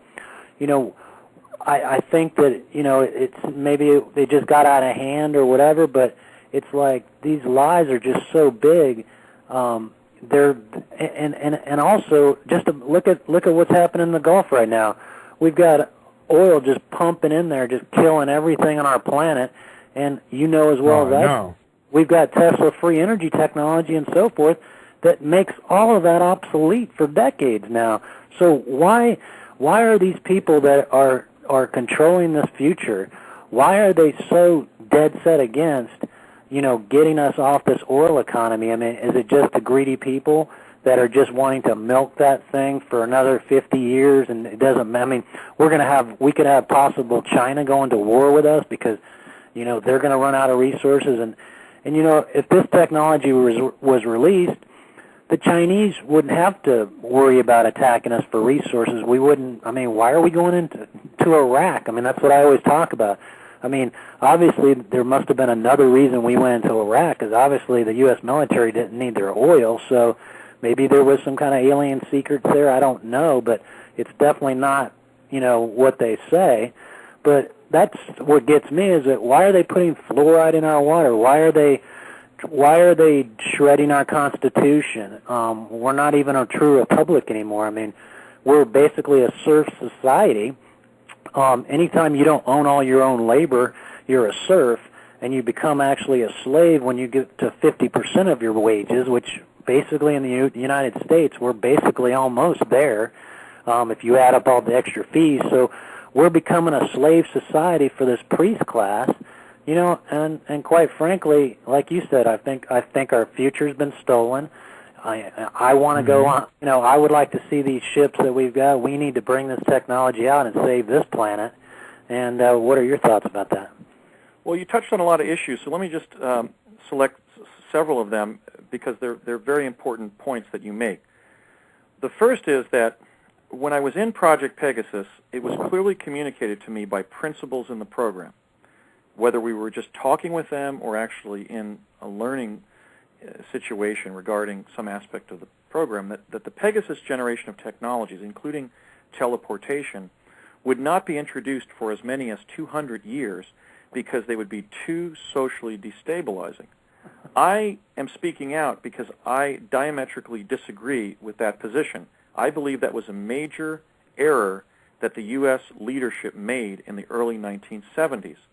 All of the evidence from history shows that when you create greater wealth, greater real wealth, by introducing technologies that produce goods and services at less cosmic investment, less cosmic cost, for example, investments in time, energy, and materiel, that leads to greater social stability. For example, you cited the fact that we may go to war with China or some other major power over water resources or agricultural resources or over energy resources.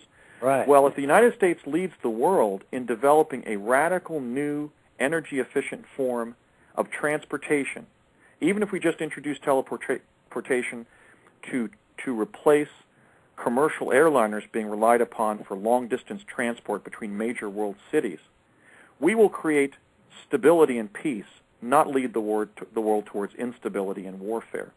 All of the previous introductions of better technology created a larger class of prosperous people, created improvements in basic provision of food and shelter and other basic human needs. So it's my position, and I'm waging my truth campaign, because we want to create a future in which these advanced technologies are part of the civilian infrastructure so that we enhance the chances for peace, stability, and sustainability in the 21st century. Now, with that will come greater social equity, a less prospect of American entanglement in foreign wars of aggression, premised on resource extraction, which is what the whole U.S. involvement in the Middle East has involved, including our defense of Israel. We've used Israel as a military and intelligence staging base for our wars of aggression and our military presence to protect our petroleum supplies in that area of the world. We've done so notwithstanding the fact that we have a huge untapped reservoir in eastern Montana and the western Dakotas that is much larger than even the Middle Eastern deposits. So if we introduce these 21st century technologies, we are going to create a world in which we will not have a need to get involved in resource wars or wars of foreign aggression and plunder a whole generation of American lives in the process, and also inflict carnage on the people of other countries that violates the Nuremberg principles and for which our leadership should already have been tried. So I want to make it clear that I'm not engaged in a truth campaign that has as its thrust the destabilization of the economy or society. I believe peace and stability and sustainability will emerge if we purposely go about the process of sponsoring a global Marshall Plan based on these new energy technologies. And I certainly support the effort being made by Dr. Stephen Greer to focus on the new energy technologies that are being concealed by the United States government, which obviously overlap with my own advocacy of declassification of teleportation. The second thing I'm worried about is if we continue to maintain the knowledge of these technologies in the cult of intelligence, in a small priesthood, and we only use that technology to serve a political, military, and economic elite, we will cause the stagnation of our global civilization. When new technologies emerge and they're done things, for example, to put people on the moon or to put people on Mars, what ends up happening is that the next generation of technologists and explorers is inspired by that, and they dream about what the future should hold.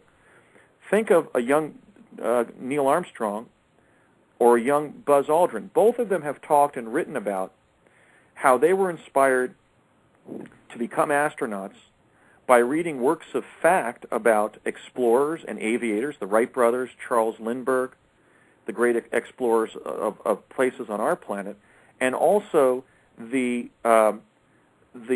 fictional accounts of Mars explorers like John Carter, or the books of Edgar Rice Burroughs, or Jules Verne.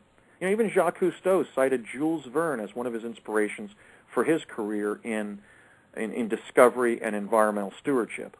So I'm really concerned that I may give a radio interview and I may get an email through ProjectPegasus.net from a 13-year-old in Ohio, you know, in Neil Armstrong's hometown, that says, does this stuff really exist, or are you just spinning a yarn about some, you know, attributing factuality to some science fiction account?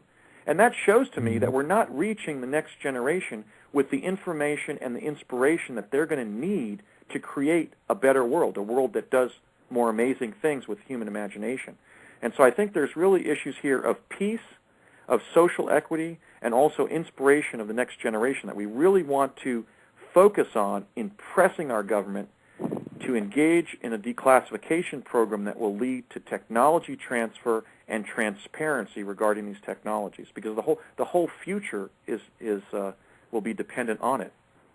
What gives me hope is your glimpse of the future. What year was that again? 2024. Well, we were going forward to, I believe it was a southwestern location. There were certainly beautiful green office buildings. I can see them in my mind's eye right now. They were exquisite emerald green glass buildings with sort of tungsten steel colored separations between the floors.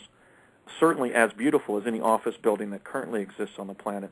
And they wouldn't tell us what year it was, but then back at Cerrillos, New Mexico, in real time, in the present, we asked two of their personnel who had come backward in time to fix the Stargate device, and they revealed to us that it was the year 2045.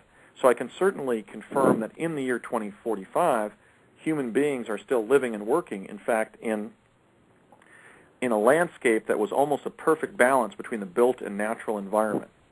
You know, it was almost Ebenezer Howard's Garden City of Tomorrow writ large. So there are pockets of sustainability that will still be in existence in 2045. Human life is not extinguished in some mass catastrophe, but that doesn't necessarily indicate that there won't be substantial destabilization in other parts of the world. I think right now, when I don't want to sound conceited here, but there is something interesting here regarding Cliff High's WebBot project, and that is that when he identified me as one of two of the major planetary whistleblowers, he premised it on the data related to my Mars discoveries, but there was an odd part of his analysis in which he talked about something involving technology during this current period of unraveling of USA officialdom and the economic scene. And I'm wondering whether, if I'm successful in this truth campaign, maybe that's the catalyst for the introduction of these technologies, which will both reverse the current economic recession and maybe prevent the catastrophic future that we're all concerned about. So I'm not saying that I'm going to be strictly responsible for that, but there was a very strange analysis of the statistical data that Cliff wrote in response to him scrutinizing the findings that WebBot made, that somehow implicated the fact that the current disclosure effort that I'm making and that Steve Greer's making and other people are joining, like Laura Eisenhower, is wading in, because she also believes that we really need to create this system of transparency in government and technology transfer of our most advanced technologies. That may hold the key to both solving the economic stagnation of the present, but also maybe eclipsing that negative timeline where we do see planetary catastrophe and redirecting us onto the positive timeline, as Laura puts it, where we implement the most creative solutions that the human imagination is capable of after rescuing them from the realm of secrecy that's kept them captive now for at least 40 years. Did you ever see that new Star Trek movie, the latest one, where they kind of show a young Jim Kirk in the desert watching the Enterprise be built or whatever in the desert or whatever? I like that movie, and what you're saying is basically we've got the starships now. It's just it's exciting to think about that. I just wish we could get out of this priest class type situation. I really do, because it just seems like it's gotten totally out of hand. And like you said, with unlimited energy, we can solve all the water shortages. That no longer is a problem because we can desalinate or pull it out of the atmosphere. We can solve all the food problems. I mean, this planet could probably, we could feed probably 20 billion people, no problem at all with that kind of energy. But it seems like there's a definite concerted effort in some faction that wants to decrease the population. Do you agree with that? Yes, I think there is definitely. I think the dark side of international environmental law and policy is ultimately a brief to validate population reduction. Look at the thrust of the Georgia Guidestones, where it's recommended that global population be reduced to 500 million. That's tantamount to saying that 90% of the global population should be attrited. And what human being has the right to cast judgment on the potential future existence of other human beings? That's fascism. That's the worst kind of totalitarianism. And that's what we have to resist. I have a listener in Britain who is in the chat room and wanted me to ask you if you know anything about post-2013 for Britain.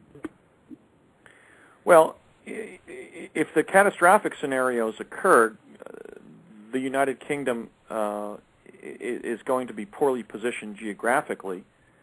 Certainly, if we have a new ice age, it's going to be under a substantial amount of snow and ice. The United Kingdom is also at a relatively low elevation, and actually when I was there as a graduate student at the University of Cambridge in 1994-95, when I first arrived there in October of 94, the River Cam was reaching a 500-year flood level. So the United Kingdom is endangered by either global warming or global cooling, certainly by any mass catastrophe that would involve a substantial amount of flooding. And that's why I think it's important for Britons to be involved in these discussions, because a nation of 60 million people that's very much locked in to the movement of information and capital and goods, namely the United Kingdom, is one of our most jeopardized countries.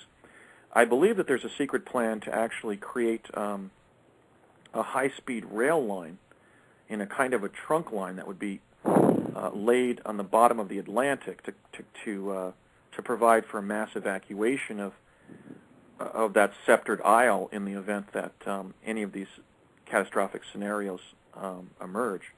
But as somebody who had the pleasure of studying in the United Kingdom for a year and making lifelong friends there and really enjoying the civility and the humanity of the British people, one of the reasons I'm speaking out and trying to get the United States to declassify teleportation is my hope that my friends in some of these northern tier countries can be rescued from the environmental consequences that will occur if we don't create the technical infrastructure of the 21st century. In addition to the United Kingdom, obviously Scandinavia is jeopardized, countries like Sweden and Norway and Denmark and obviously Finland. Major parts of the former Soviet Union are jeopardized. China, Japan, and North Korea are jeopardized, and as is Canada and the northern tier of the United States. So some of our most productive countries, where there are the greatest amount of human resources, for example, educated people per capita, or involvement in advanced industrial activities, are in the cities and the countries that would be damaged the most by this kind of gross destabilization of global climate if we don't get a handle on this crisis. And so while I'm not necessarily a devotee of Al Gore, and I believe that we may find that these countries will be severely damaged by ice rather than by flood tide, I think that everybody in the United Kingdom should be concerned and really start demanding action by Parliament and the Prime Minister to pressure the U.S. President Barack Obama to disclose the teleportation technology and really start going about the business of creating the infrastructure for the 21st century that will create a sustainable Britain. Okay, great, Bruce. I hope that answered your question.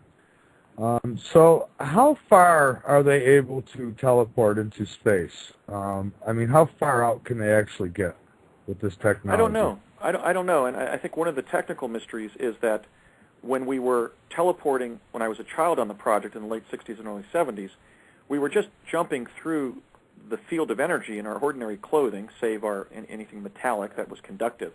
We had to leave, for example, our belts back at Curtiss-Wright and put on sort of a cloth Boy Scout type belt with a plastic clasp because conductive metals release electrostatic discharge within the vortal tunnel. So metal, coins left in our pocket, people with eyeglasses. Fortunately, at that age, I didn't wear eyeglasses, could not go through the vortal tunnel.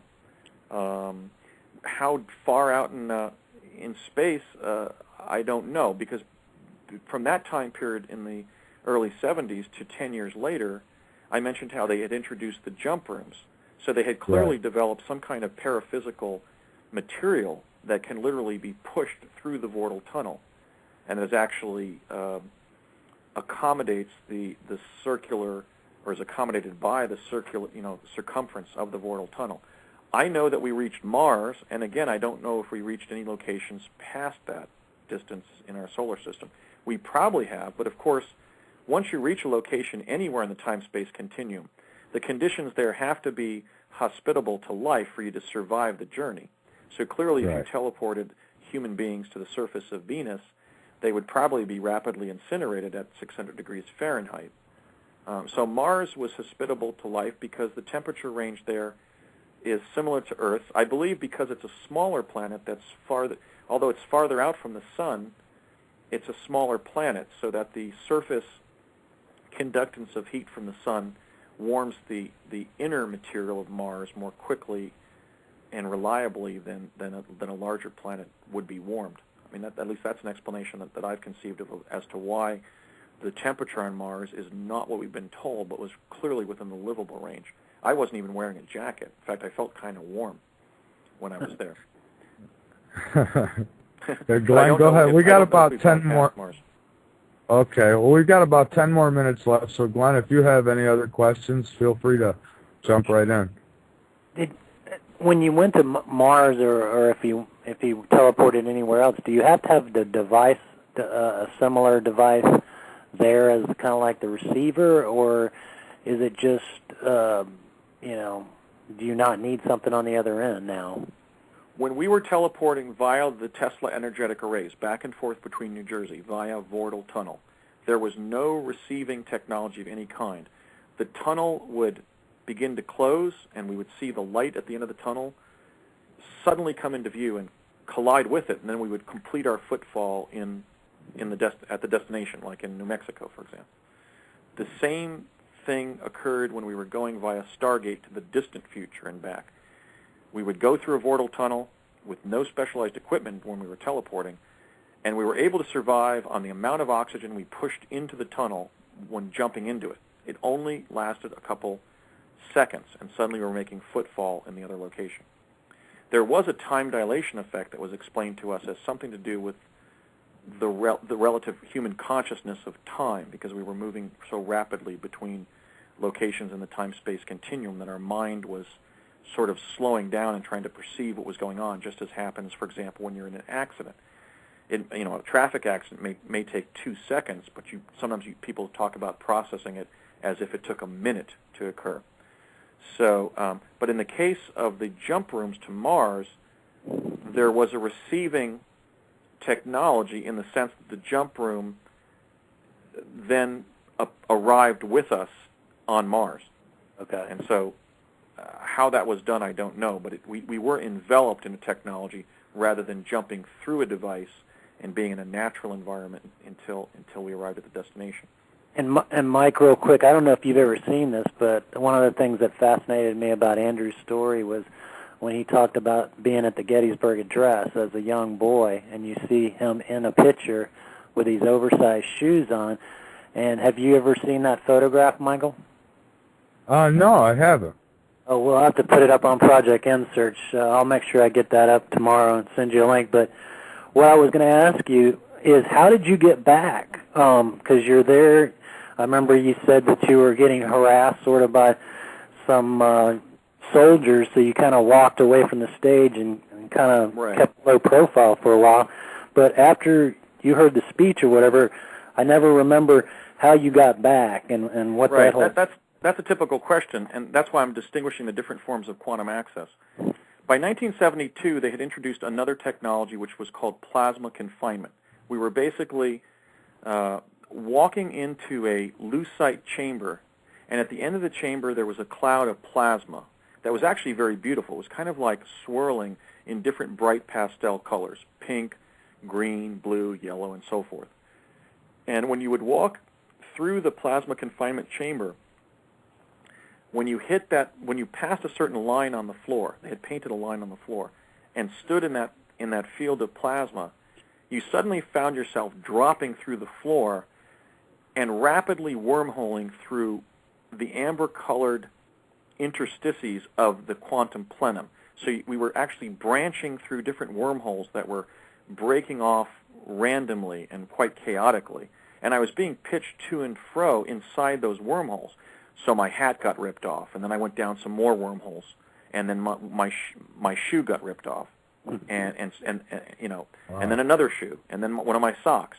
So I arrived in the road north by northwest of Gettysburg, which is where they were seeking to put me down, missing my shoes and a sock. And so I took off the remaining sock and walked into Gettysburg barefoot. And it was there that I encountered a Gettysburg cobbler. And actually, let me talk about this briefly, if we have the time, Mike, because this really goes to some of the internal proofs of my claims.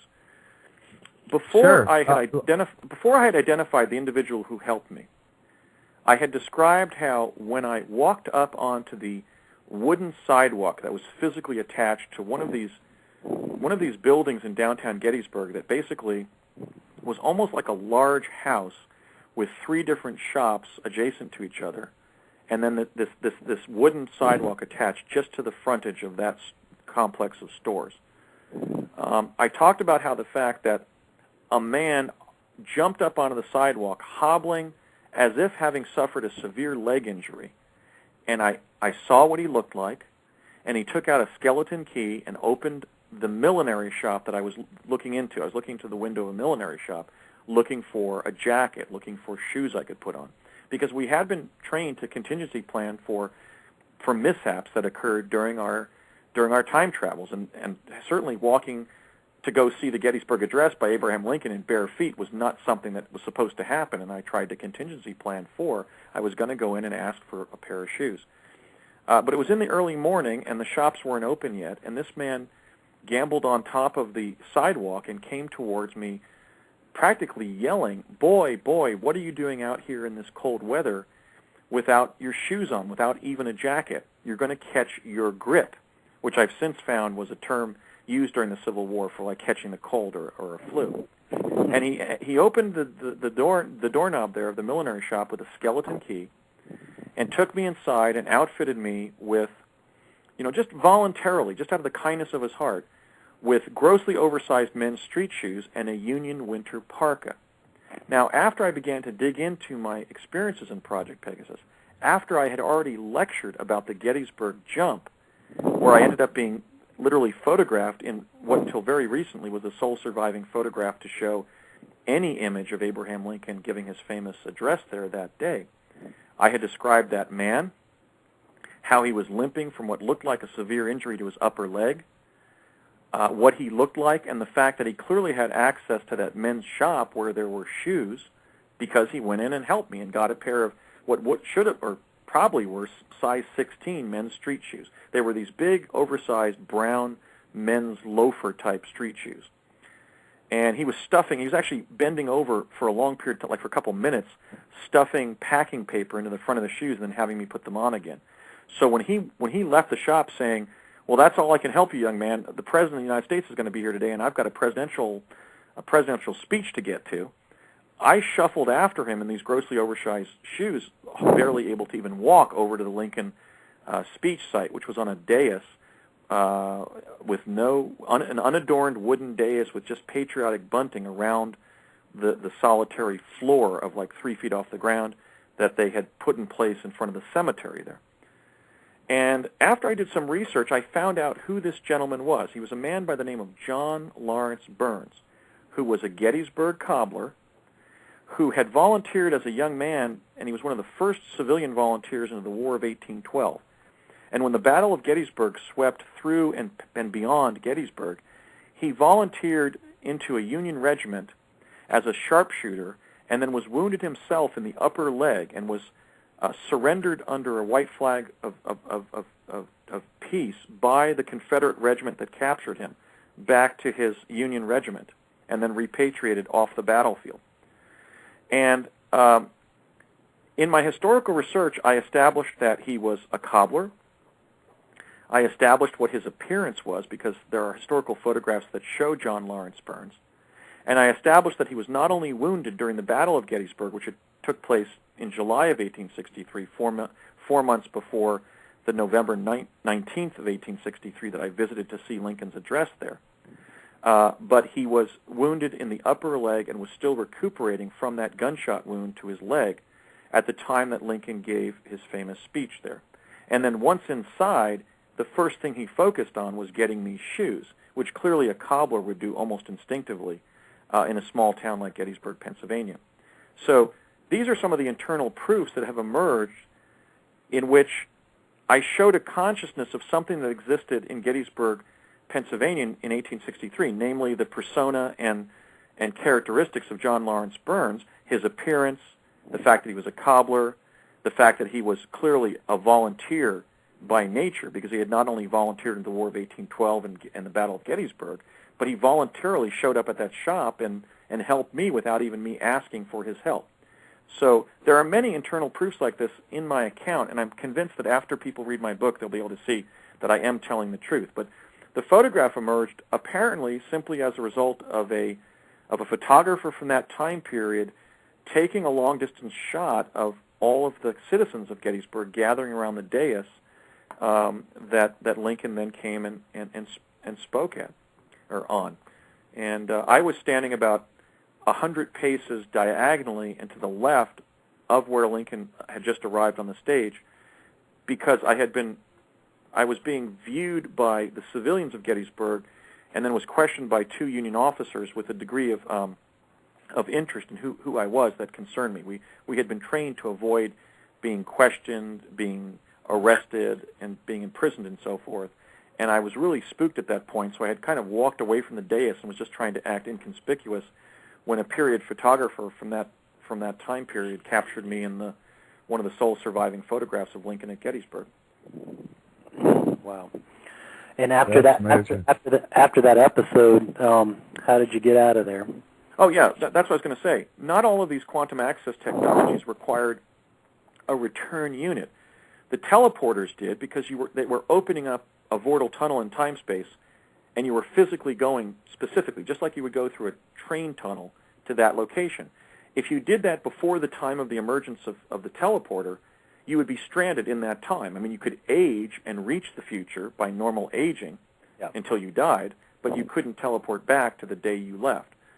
Now, the chronovisors worked in a different way, where if we were in the chronovisor for fewer than 15 minutes, the scene just melted, and there was phosphorescent. The other people on the stage would pop into view as a black body effect. If we were in for more than 15 minutes, a density effect would occur, and they were inserting a portal and then withdrawing us from the hologram. They were sort of rescuing us from the density effect of being in the hologram too long. In the case of the one-off trip to Gettysburg that I did via plasma confinement, that form of time travel involved creating a quantum envelope, if you will, a local field effect in the quantum hologram where we were dropped into that time and place. But when that field effect wore off, we then had a kind of a tingling sensation, kind of like a full-body kundalini effect, and then we simply found ourselves back in the time lab in East Hanover, New Jersey. So there was no return device. And that's why I'm trying to distinguish these different forms of quantum access, because they all didn't involve pure physical time travel from point A to point B in the time-space continuum, just as you would go via a plane, train, or automobile to point B. Some of them involved manipulation of the environment around us, where when that effect wore off, we simply were returned to the present spontaneously. And in the case of plasma confinement, that's how I was able to return from Gettysburg in 1863 to East Hanover, New Jersey in 1972. Wow. It's amazing. That is amazing. That's absolutely incredible. Andy, you have given us a tremendous amount of information tonight, and I can't tell you how much I appreciate it. You have been one fascinating guest. And as I say, well, you have 18 seconds live, and then after that, it'll be added to the archives. So if, Glenn, if you have anything else, we can still continue if you gentlemen want to. Otherwise... I was just wondering, of all the time travel shows or whatever, which one was your favorite? I remember a show called The Time Tunnel that I really liked. I think it came out in the late 60s or early 70s. Do you remember that one? Yeah, that was one that I watched and enjoyed. I'm obviously a Star Trek fan. That was a great production. I've avoided Stargate Atlantis because I resent the fact that they named the show after the Stargate and they named the first episode Project Pegasus. It's difficult for me to sit down and enjoy such beautifully produced disinformation.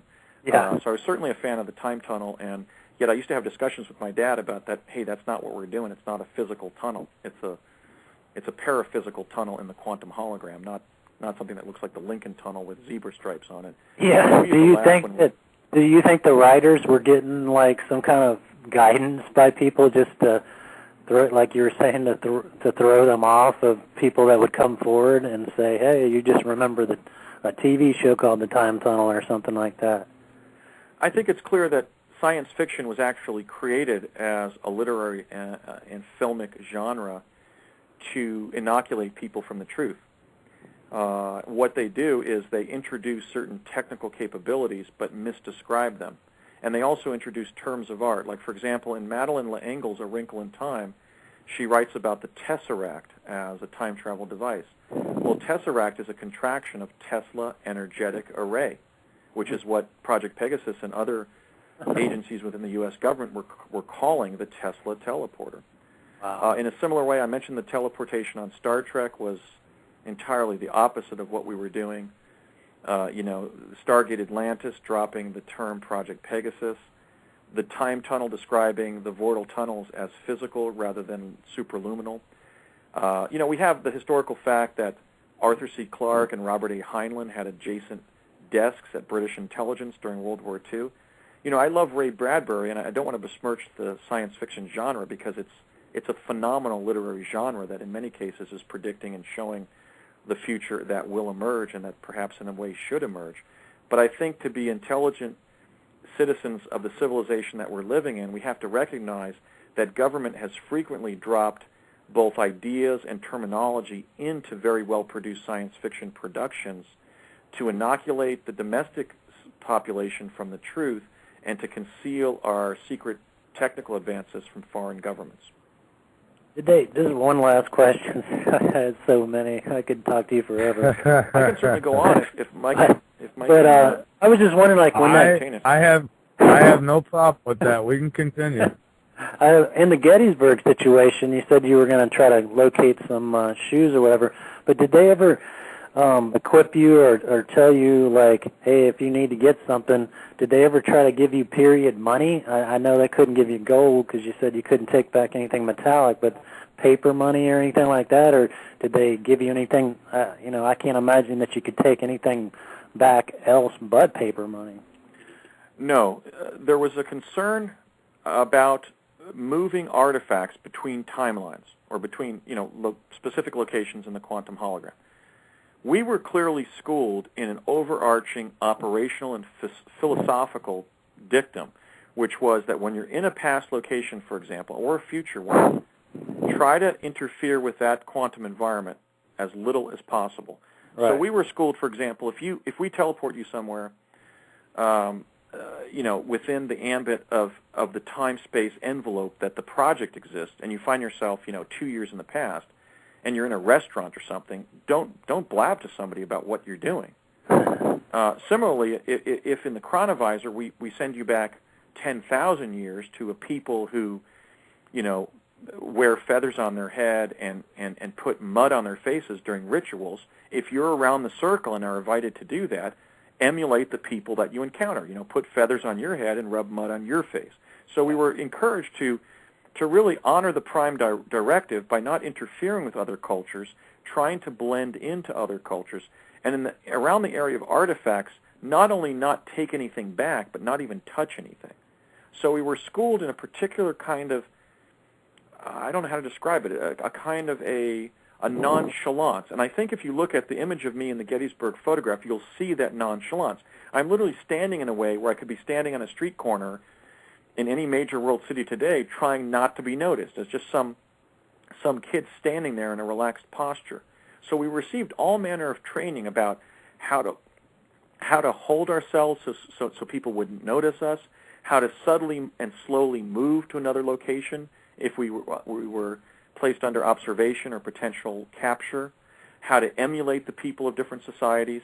But we were definitely, we were strongly instructed not to take anything, and we never took anything to a past or future location except in one purposeful exercise where they gave us these radiosonde devices that were in a kind of a kit like a laptop computer that we took to a prehistoric Arizona location and were instructed to put near a cliff and open up so that the radar dish was like at a 45-degree angle to space.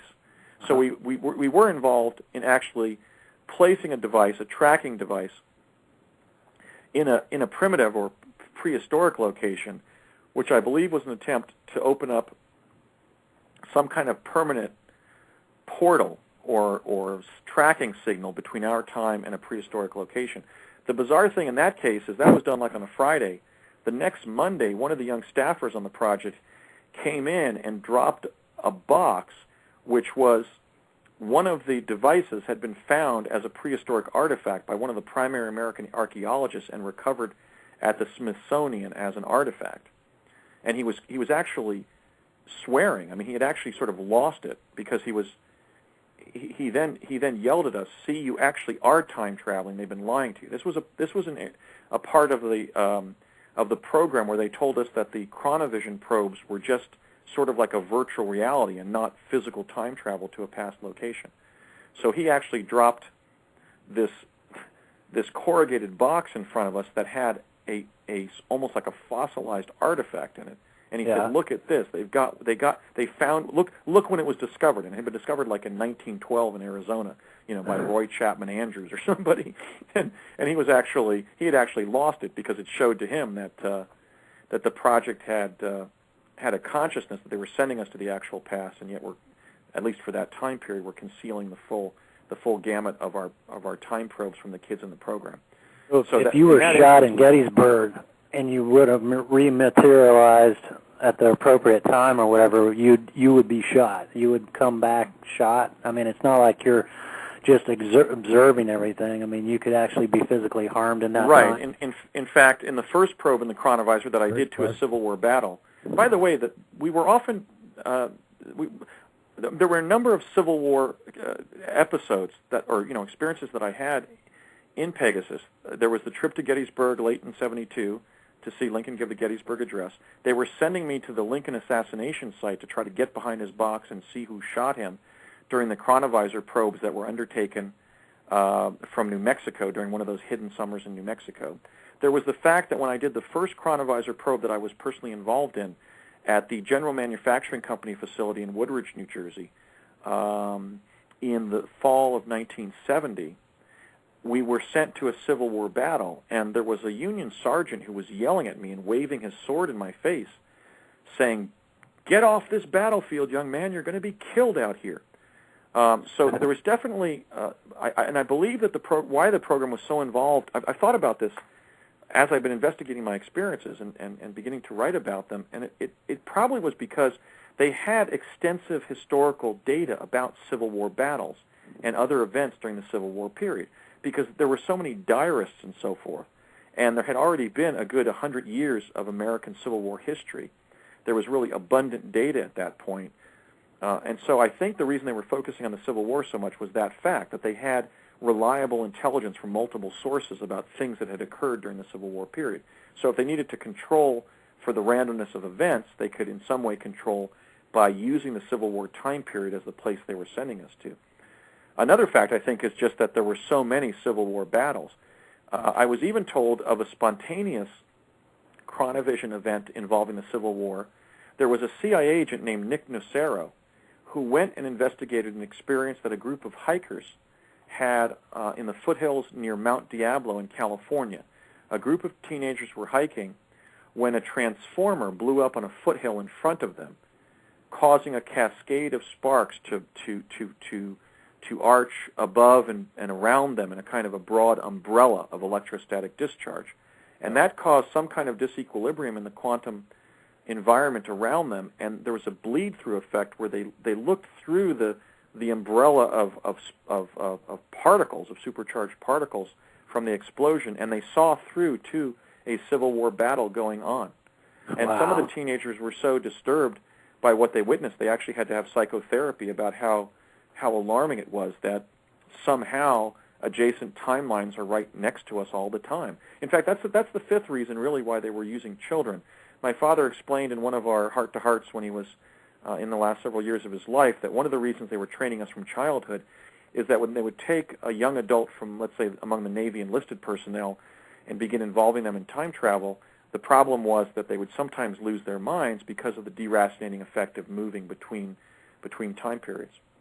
So they decided to train children from early childhood so that it would be as normal as, let's say, donning scuba equipment and entering the aquatic environment and then returning to the terrestrial environment for us to go from 1972 to 1863. Wow. Are you going to be doing a talk anytime soon? I'd love to come see you sometime. Yeah, I want to begin a wider lecture tour. Alfred Weber and I have developed a 180 slide PowerPoint presentation about our discovery of life on Mars, but the problem with the Mars data is it is much better processed when somebody sits down and scrutinizes the image for a long period of time on their laptop to really do the mental mapping that needs to be done to see what is there. I stand by my Mars data. We have found humanoids, animals, and really exceptionally fascinating artifacts on the surface. I just wrote a paper entitled "The 1,000 Faces on Mars," because there's not just one face on Mars. There's thousands of faces of humans and animals that have been carved on mesas, hillsides, and particularly boulders all over the surface of Mars where carving has been done. Naturally, some of the some of the images coming back from the NASA rovers Spirit and Opportunity just show normal landscape. Like if we took our digital camera and walked, a mile outside of, Tucson, Arizona, we'd find similar landscape. But some of it, where there has been a human presence and where there still is a human presence, you not only see images of life forms, but of really different artifacts that really are a window into the history of the human presence on Mars. And I'm finding that utterly engrossing. And so I hope to continue to do my Mars research for the rest of my life. I certainly think it's going to be a major public pastime of the 21st century will be to get on the laptop and scrutinize this data from other planets and try to find artifacts and images of life forms. We're already doing it. I mean, I'm in communication with my colleagues Ross Curley and Louis Michael Reinhardt. Emily Craig has given me fascinating information and insights into life on Mars. And I'm also in communication with Paul Goodwin in the United Kingdom. So there's an emerging body of, or collection of researchers, and we're all in agreement that the data actually shows that Mars is inhabited, and NASA really better start confronting reality. So I had begun lecturing with the Mars data, but with brightly lit, backgrounds in the nature of, overhead projection of PowerPoint or other data. The problem is you can't darken the screen enough to allow the images to come forward and at the same time show the audience what's there. So we're probably going to be putting our material strictly on the internet, even that PowerPoint. On the Pegasus front, I've wanted to do more public lectures, but I've just fallen into this pattern of doing radio. I certainly will accept a speaking engagement, and I have accepted several. The people have approached me here on the West Coast, both in Portland, Oregon, and different cities in Washington, Vancouver, BC. But I've just really been engrossed too much in my law practice, my Mars research, and talking about my experiences in Project Pegasus on radio, and I really haven't gotten my speaking tour organized. But I'm certainly interested in doing more lectures about Pegasus. But I think I want to focus my public appearances more on actual things that go to the political campaign that needs to be waged. A press conference asking the Obama administration to declassify teleportation, a press conference asking Bill Richardson and Don Rumsfeld to step forward and admit that this project existed and that we can use this teleportation technology to revolutionize the civilian infrastructure in the 21st century, and America can actually own and implement that and both revitalize our own economy and help the economies of other countries and reduce urban congestion. One of the issues here is, I was both a writer and an environmentalist who went to law school. My original intent with my education was to, in a sense, become sort of the David Brower or Jacques Cousteau of urbanism, because urban planning really isn't as evolved as it should be to cope with a population of 6.5 or 7 billion people. And the funny thing is, I left it for my law practice, but then I headed back into it again with my truth campaign regarding teleportation, because think of all the congestion and the dysfunction that's caused in cities by the land use allocation from airports, train tracks, and stations, and highways for automobiles. I mean, airports, for example, are huge, and they put a big imprint on the urban fabric.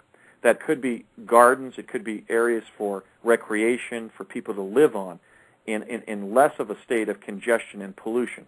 Okay, so I realize now that I'm actually continuing my original dream of contributing something meaningful to the issue of urban environmentalism, because if we can introduce teleportation, we can dismantle and return to a higher quality state of existence the land that we're currently allocating to these existing forms of civilian transport, which are very land use intensive, very noisy, very pollution generating, and really diminish the quality of urban living in most cities in the world. Absolutely. What about pyramids? Do they have pyramids on Mars? And if they do, does it have anything to do with the pyramids here on Earth? There is a connection, there was a connection between the high civilization in Egypt that built the Great Pyramid and the Sphinx, and also, we believe, in all likelihood, the great platform at Baalbek, Lebanon, which may very well have been a space launch platform. Now, the question is whether that civilization seeded life on Earth as a result of being a colony of Mars, or whether that civilization, when it's reached its apogee under the reign of Pharaoh Akhenaten, Akhenaten was sort of the JFK of that space age, in the same way that President Kennedy urged us to land men on the moon during his famous address at Rice University of September 12, 1962. Akhenaten, I believe, earned his name the Sun God because he was the pharaoh who was reigning when I believe that the Egyptian civilization reached Mars. Now, why do I think that occurred that way rather than our civilization being started as a colony of Mars? Well, for one thing, the Egyptian ruins on Mars seem very incidental. They almost look like a calling card of the Earthian presence was left on Mars. We have ample evidence of this from both the satellite images and now from the rover images. The best work done on the satellite images was that brilliant study of the D&M pyramid complex that's immediately south of the face on Mars at Cydonia, that was done by the great Richard C. Hoagland, his research ally Michael Barra, and Carl Munk, who had been doing a previous study of that complex. The D&M pyramid complex, of course, named for Vincent D. Pietro and Gregory Molinar, who were the NASA scientists who discovered the image of the face on Mars in the Viking photographs from the satellite source there that's taking images from above the Martian surface. They showed that the allocation of objects in that D&M pyramid complex was recapitulated in the Great Pyramid Complex at Giza, at Avebury, England, and in the site plan that the French urban planner Pierre L'Enfant did for President Washington in the 1780s. The significance of that is it's a star map to the Orion constellation.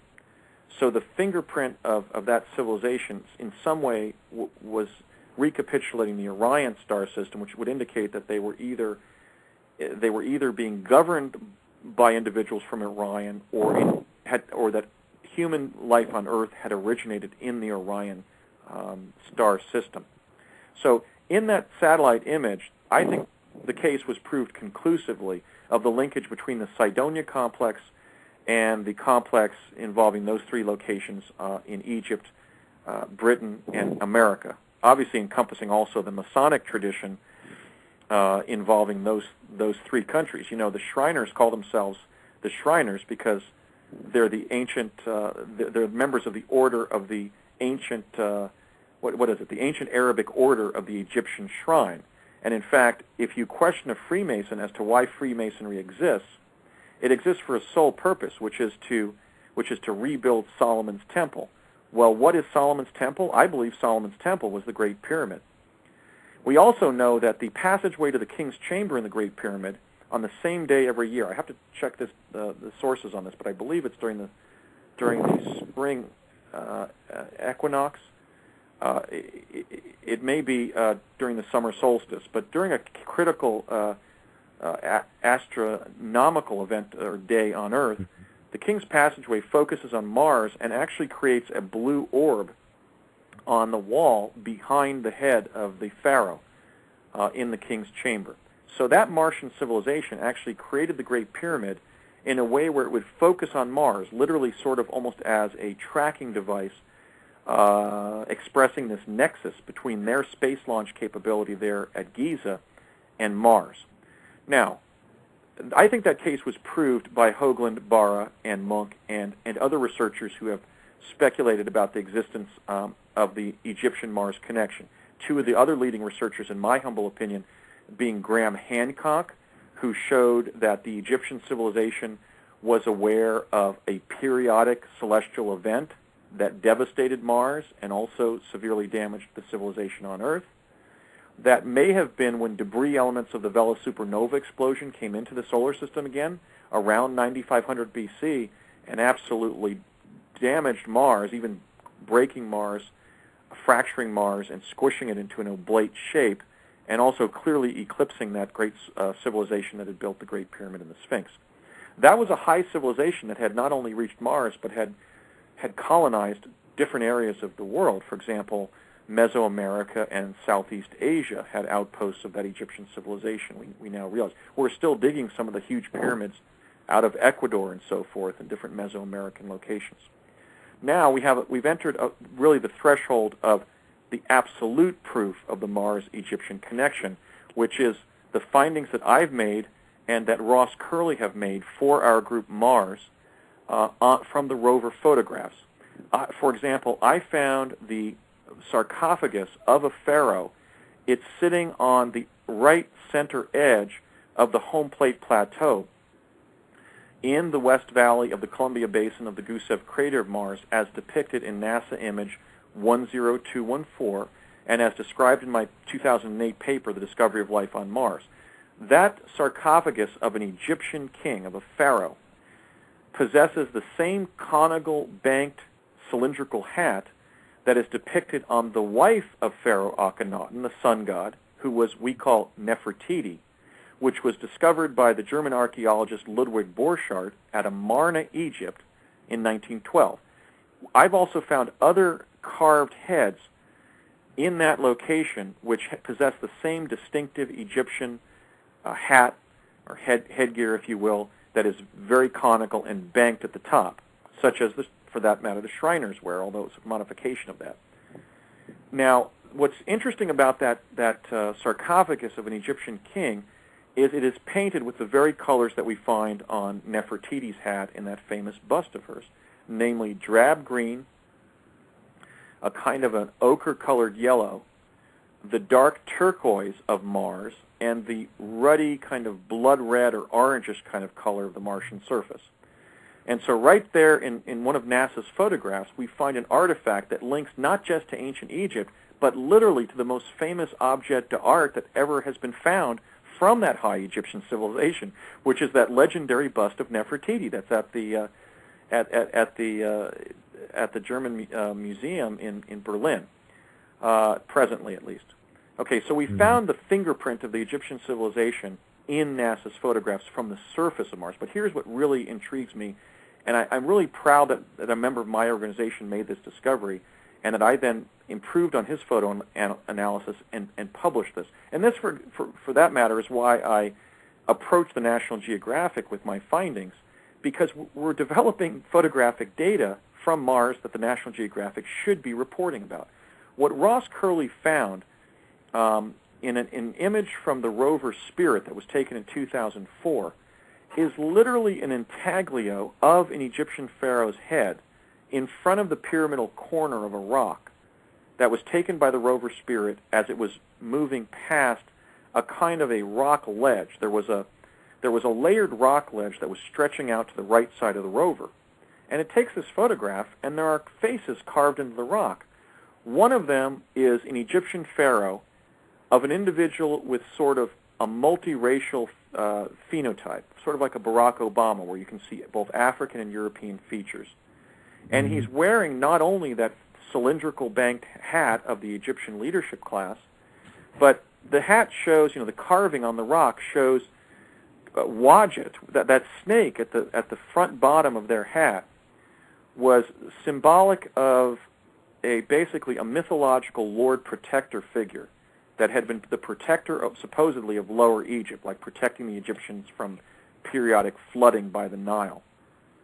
It is a cobra ready to strike, which is Wadjet, the god Wadjet, ready to leap into the defense of the Egyptian people of that era. And so we find not only that hat, but we find the very snake-like insignia or symbol that represented literally the Lord Protector of Egypt during the high civilization that built the Great Pyramid and the Sphinx. So that's an incredible find. I mean, I call that the Rosetta Stone of Mars, because it not only allows us to make the connection between ancient Egypt and Mars, but it literally gives us an insight into deciphering what that connection was. And I think what it was is that high civilization under Akhenaten had begun to colonize Mars, and they were thinking ahead, and they were saying, let's leave some evidence of our presence here. For all we know, that sarcophagus of a king contains the mortal remains of Akhenaten. I mean, if he was the sun god, if he was the JFK of their emerging space age, they very well may have placed his mortal remains in that sarcophagus-like casket that's just sitting there like a child's toy on the edge of the home plate plateau. So the case has been proven. Do you think they got there by spacecraft, or do you think they had any evidence that they had any kind of teleportation capabilities? Oh, that's a difficult question, because we have the Great Platform at Baalbek, which looks like maybe a rudimentary attempt to create a very flat, sort of stable Cape Canaveral of that previous human civilization. So we can't discount the possibility that they were using propulsive aircraft to reach Mars. There is a photograph that I've received, but I still have to source who sent it to me and when it was found. There's an historical photograph of several early Egyptian explorers who uncovered this huge hoop, this huge circular object that has little Egyptian-like V-shaped insignia around certain points around the circle that looks possibly like the framework of a teleportation device, something that would have been propagating radiant energy that they could have literally jumped through to get to other locations. I don't know.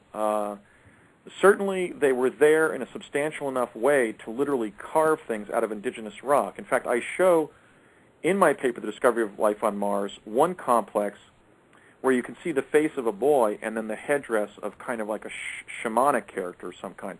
Some of the artifacts that are now being found in the rover photographs are utterly breathtaking in their artistic depth and the creativity that they show.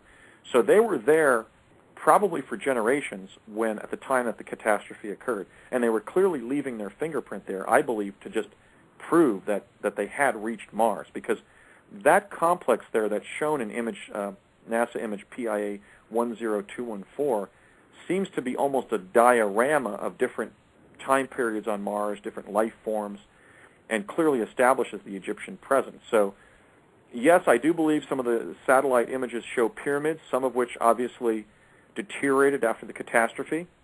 But now we have literally the Rosetta Stone, which is this photograph of a stone on Mars where you have the face of a pharaoh. He's wearing the cylindrical hat with the banked top. The image of Wadjet is right there, extruded out of his upper forehead and the bottom of the hat, and they actually carved it along the triangular edge of the rock so that the rock behind him, the edge of the rock or corner of the rock, looks like the pyramid in the same way that the Sphinx sits in front of the Great Pyramid. It's an utterly fascinating and significant find, and I'm so deeply grateful to Ross Curley for finding that and then sharing it with our organization. And I had just the utter glee of then working with the image to bring it into better focus. Ross did a color panel where we clearly show it's not some accidental etching in the rock. It's either a piece of metal where that was stamped, or it's a rock where it was carved with a great degree of skill. But it clearly is literally the fingerprint of the high Egyptian civilization on Mars. Oh, wow. Okay, can we take a call? I have one more caller for you. Sure. Okay, 870 area code, you are on Late Night in the Midlands. What about all the Egyptian stuff that was found in the Grand Canyon area? How do you think that got there? I think that's another example, more evidence that establishes that the great maritime civilization that was the Egyptian civilization, which existed for thousands of years before that solar system catastrophe of 9500 BC, also reached the Intermountain West in the continental United States. Now, the reason they would be more rudimentary, and for example, that Sphinx figure they found carved there in that Rocky Mountain or foothill region there, the reason that they would be more rudimentary is that it would be more easy to visit Mesoamerica or Southeast Asia by ship than it would be to travel over land into the Grand Canyon area and the Colorado River Basin. Think of the difficulty that Lewis and Clark confronted, or somebody like John Wesley Powell, in actually exploring that during the epoch that we're currently living in. So I think once explorers from that civilization reached the Colorado River Basin, they used whatever resources they had available to design the same kinds of artifacts that they felt compelled to make in Egypt or Mesoamerica or Southeast Asia or on planet Mars. So yes, I think that's more evidence. I think that's another apt example of the fact that that previous civilization that was centered on the Giza Plateau, and had emerged, at least apparently originally, in the Nile River Valley, encompassing modern Egypt, was a global civilization on Earth. Okay, great. She's not with us now, but yeah, thanks for answering that question. Um, so when do you think will actually this information will be solid and out and undeniable? Is there a Well, time frame on it? I'm fairly psychic, but the problem is I'm also an optimist. and I've had precognitive flashes of standing beside Barack Obama, literally my contemporary, somebody who I actually like. I didn't vote for him because I knew he was going to win. I didn't either. I've had flash forwards of standing next to him in the Roosevelt room of the White House, honoring the great contribution that President Theodore Roosevelt made to natural history and to exploration and discovery, in a press conference in which President Obama will rise to the full measure and magnitude of his office as president and announce the fact that the American Space Agency provided images that an American lawyer from Washington State and his colleagues then found the first evidence of life on Mars in. I don't think he's necessarily going to acknowledge that there's a secret space program and that Americans have already reached Mars. But I'm hoping that as we begin to expand human consciousness and our definition of what the cosmos includes, that if he can't release the fact that we already have bases there, at least maybe he will prepare the people of the United States and the world for the fact that Mars is an inhabited planet. I think he has nothing to lose by doing so because, look, our public institutions like the presidency, like the Discovery Channel in a way, like the National Geographic. The Discovery Channel website published a hit piece against me written by Ray Villard, the news director for the Hubble Space Telescope, where he said things like, if Basiago says there are these little leprechauns on Mars, why doesn't he show any images of them in his papers? Well, that's what my papers are about, okay? Okay, news director for the Hubble? Okay, so I'm concerned as an American and as an American lawyer that, look, this is a great civilization. The United States has done mighty things, and it's done mighty things for the best reasons. And if that's the case, if our space, even if they don't want to acknowledge that we've been to Mars, at least they should acknowledge what Mars contains. Because even if they want to adhere to the conventional view that the only way to reach Mars is to send ships there, in other words, through conventional propulsive means, the next generation of Americans is going to contain a substantial number of Mars explorers in the same way that their parents and grandparents contain the first generation of aviators and astronauts. Now, the last generation, namely our generation, contained the first chrononauts. But in a public way, at least, the next generation is going to contain the John Carters of the future, the Mars explorers. Okay, well, let's start educating that generation about the Egyptian connection on Mars so they'll understand they're going to a planet that human beings from Earth have already been to. That should give them confidence to explore things on Mars and interact diplomatically with the Martian civilization, rather than if they just believe they're the first to go there. Okay, so I really desperately hope that President Obama and the editors of the National Geographic and the Smithsonian, the producers of our leading natural history and science programs on cable television and on the Internet, like the Discovery Channel, like the History Channel, will begin to embrace the fact that, look, even if they don't believe my subjective claim that I teleported to Mars, the case for Mars being inhabited is found in NASA's own photographs. And yet I'm still being discredited, disinformation is being directed at me, and people are saying, well, will you allow your data to be analyzed by open scientific inquiry or scrutiny? It is, man. It's on the Internet. NASA's putting it there. I'm not taking the pictures. The other emerging Mars anomalies in the world aren't taking the pictures. We're just doing things like enlarging details in the photographs and going, my God, that looks like a creature that didn't survive the KT extinction on Earth. Let's call it a plesiosaur. Okay? So really a great journey of discovery is occurring here.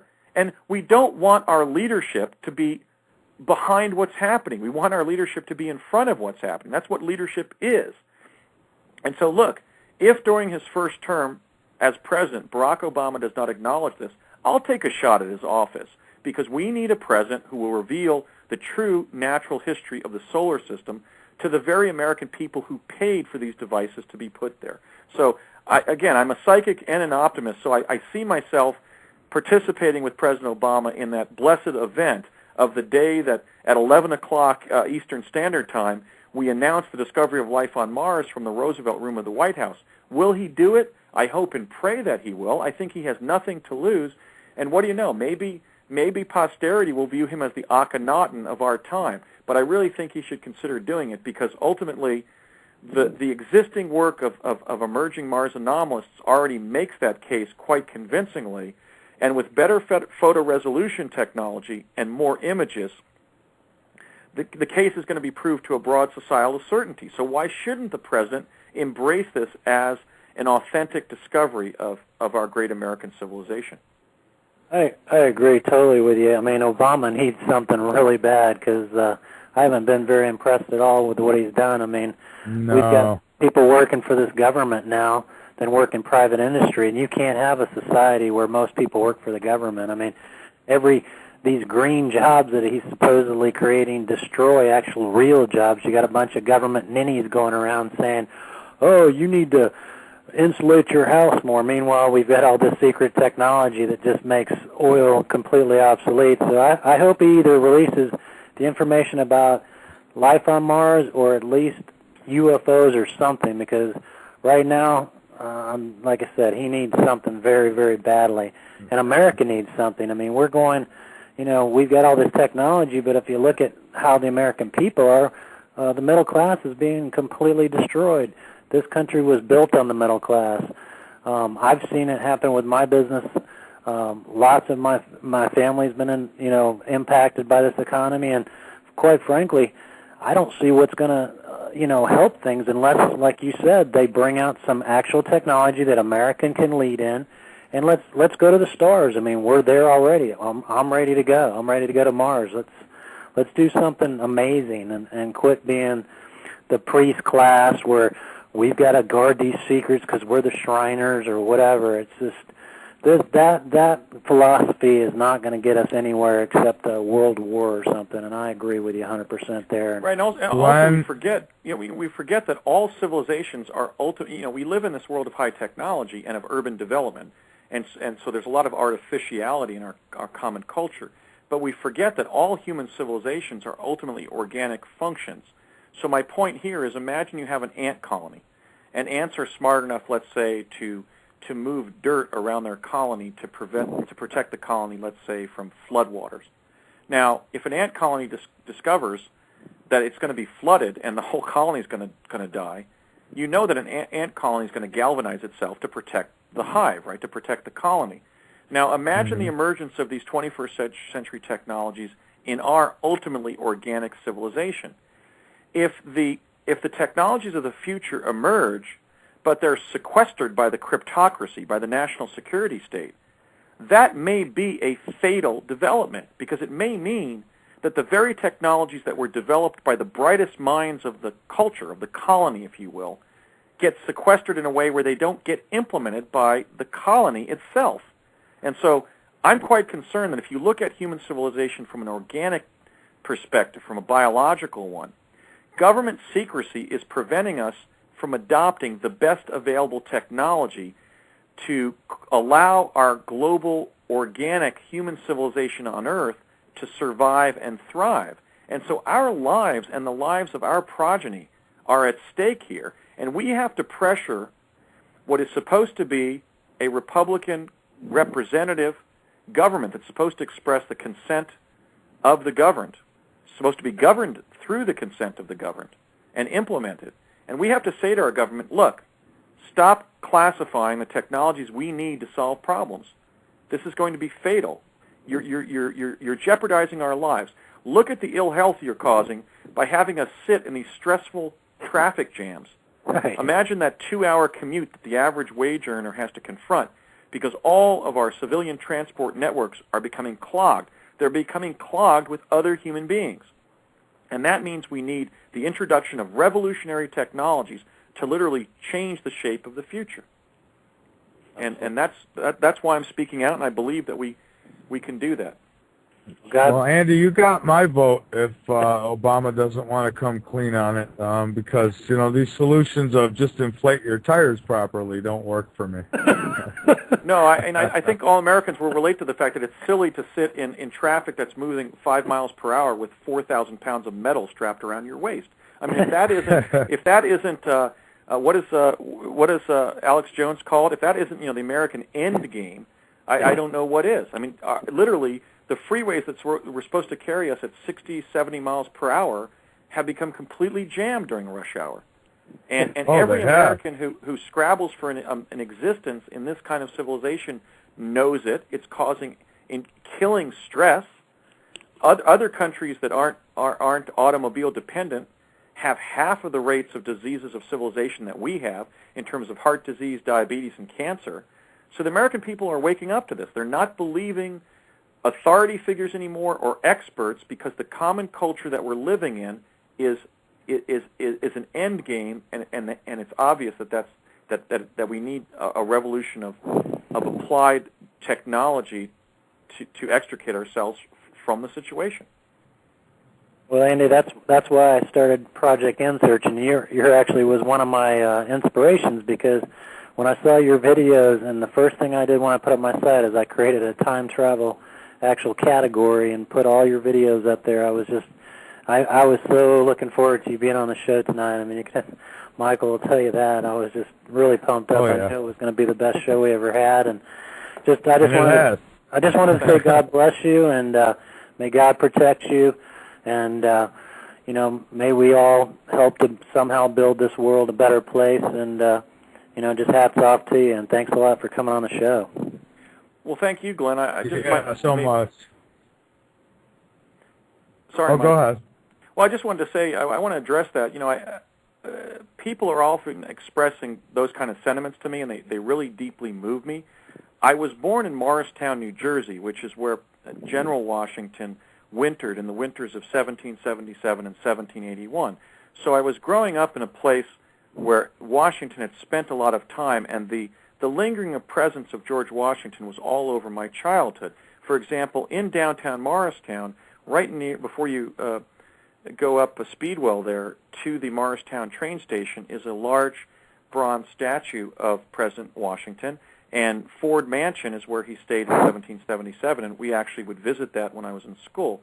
And as a result of that being part of my childhood, I really investigated the life and character of George Washington.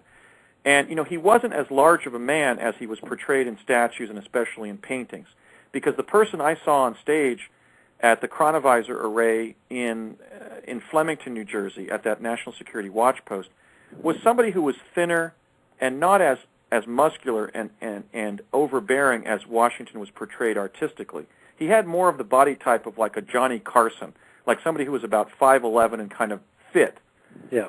But in studying George Washington, I realized that the reason that Washington accomplished as much as he did was because he truly believed that the hand of divine providence was on his shoulder. He wasn't fearless. He was simply calm in the face of adversity because he had absolute faith in his Creator that no ultimate harm would come to him, and everything that he needed to be provided would be provided to him if he prayed for it. And he actually got down on his knees and authentically prayed for divine intervention at Valley Forge, and a lot of his men survived. They survived that winter. I think also of the story that David McCullough told in 1776, his excellent book on the Revolution and on George Washington, where after the Battle of Trenton, where they crossed the Delaware and attacked the British and Hessian troops at Trenton, Washington got in front of 3 regiments of the Revolutionary Army and asked for a single man to step forward to re-enlist. They all wanted to go back to their farms and families. And he had to canter his horse 3 times around before a single solitary soldier would step forward. In other words, great things in history hinge on one everyday person who makes a decision that needs to be made. And so I've been thinking a lot about Washington in the sense that I really do feel that the hand of divine providence is on my shoulder. I have no fear about waging this truth campaign or any consequence that happens to me. If, for example, I'm assassinated, I'll go on to a better place. I'll at least have tried to make my world a better place. So that's really the philosophical outlook I have. I'm not concerned about government retaliation. I'm not concerned about the disinformation campaign that's being waged against me. I will sit down with the President of the United States or before a committee of the Senate or the House to describe what Project Pegasus achieved, who was on it, what the technologies were, and what we should do to rescue this technology from the secret realms of government and bring it forward to revolutionize our society and transportation around the world. So I'm really enjoying what I'm doing because I really feel that divine providence is with me. I've already had several miraculous interventions in what I've been doing, and it was almost as if God or the universe was saying, keep it up, Andy, don't have fear, don't despair, this is going to work. And I'm just sharing that with you because, you expressed blessings and so forth, and I'm receiving a lot of love and support from people in that way, and I just want to respond to that and thank people for that kind of encouragement and all those heartfelt wishes that I've been receiving. But I really want to articulate that that's really subjectively what's animating what I'm doing. I'll literally think of something and then get a lead, or somebody will call, or I'll be out of money and I'll pray that a law client will call me on the phone, and I'll be able to charge them a fixed fee and be paid up front and sustain my non-legal activities. And that's happened 3 times now since I began my truth campaign. I literally prayed in my law office that I keep at my residence. I maintain a virtual law practice, but I literally was out of money down to the food in the refrigerator, and I prayed for divine intervention. And just in that way, I've received divine intervention 3 times now, where I literally received a phone call by somebody I didn't know who had been recommended by a prior client or found my contact information in a database on the internet or something, and sustained my efforts financially. And this continues to happen, and I just want to remind people that that's the philosophical outlook that the explorers and the revolutionaries of the past have possessed, that have made our lives as good as they are. Imagine the Europeans who left their homes and their families and got on ships that had more than a 50% chance of sinking. I mean, the Nina Pinta and Pinta and Santa Maria didn't get back to Spain. Only one of them did. Exactly. I feel so much the same way as exactly what you're saying. It's like, I've seen God in my own life. I don't have any money right now, but I'm the happiest I've ever been because I'm doing what I love. I'm bringing out the truth. I'm teaching people how to cure themselves of diseases based on the research that I've done. And I really think that every single time I've needed something, it's come through right when it does. And like you said, all the great men that have, been involved with this country, they gave their lives. If it's meant, I don't want to die, but if it is meant, I feel like I did the best I could to try to change things, to try to bring the truth out. I'm tired of the lies. I know you're tired of the lies. And, we're all just doing everything we can. And I just urge everybody that listens to this to understand that everybody can make a difference. Get out there and spread the truth. We outnumber these people, and I don't want to wait 200 years for teleportation technology to be unveiled. I mean, I don't want to wait on. So thank you again. And Michael, do you have anything else to say? Well, thank you. I just want to thank Andy deeply. It's been an honor having you on the show. It really has. This has been one hell of a show, and you definitely made it what it is tonight. I appreciate all the information, and I appreciate what you're doing. Well, thank you, Mike. It was a pleasure to be on your show, and I'd be happy to appear again, and thank you for providing this forum to me to talk about my experiences and urge the principal things that we now have to go about doing, which is really lobbying our government to release the technology that we're already in possession of, that we can use to solve our problems and transform not only our society, but global society at the time that we most need to do so. Okay, great. Well, you could bet that I'll definitely want to get you back on the show again, because this has been one great night. And again, me and Glenn and all the listeners, we appreciate it deeply. And I could speak for Glenn as well, that we'll definitely have your links up on our websites, and they'll stay on my website till the day they take me out, I guess. That sounds great. Well, have a good night. All Thanks right. for having me on. Thank you very much. You have a good night, too. All right, you too. Take care. Well, Glenn. Bye-bye. Oh, okay. Bye-bye. Well, Glenn, what a night, huh? Wow, that was amazing. It far surpassed even my expectations. He covered things that I've never heard him talk about really on any other video. So I was just loving it the whole time. Yeah, we really got it done tonight, my friend. And, you know, I didn't know that we were going to go 5 hours with this, but I'm glad that we did, and I'm glad that you were a part of it, Glenn. Well, thanks a lot. And you said you had another great guest lined up for, what, next week? Yes, I do. I have Richard Dolan on the 14th. We're going to talk UFOs. He's got a lot of good information. And on the 15th, I have Laura Eisenhower, who is the other whistleblower. So we'll be getting into this some more next week. Fantastic. I'm excited about that show as well. All right. Well, that's great. And, Glenn, again, I thank you for staying awake and being a part of this. It's really been great. And who knows what's going to happen next week with Laura. We might be doing this again, Glenn. I'm a little tired and a little punch drunk almost, but I enjoyed the show, and I guess I'll talk to you tomorrow, and I'll send you a link about when I get that photo up of him at the Gettysburg Address. So I think you'll find that really interesting. All right. Well, thank you so much, Glenn, and you have a great night, and looking forward to touching base with you tomorrow. And, yeah, great night. Thanks a lot, Glenn.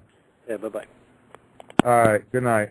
Well, everybody, we have had, and I'll say it again, one hell of a night here in the Midlands tonight. We have punched it out 5 straight hours. I have taken no commercial breaks. We have just gone right through because there's just so much fantastic information to get out. And I appreciate Andy Basiago for coming on, and Glenn Kennedy for joining us, and everyone who called in. And for those of you who I did not get in, I apologize, but as you can see, there was just so much to talk about. You could bet Andy will be back again, and I might even plan to get maybe Elford, Andy, and Laura on all at one time one of these nights, and maybe Glenn could join me again for that. Don't forget to check out Glenn Kennedy's website. It is fantastic, www.project.nsearch.com.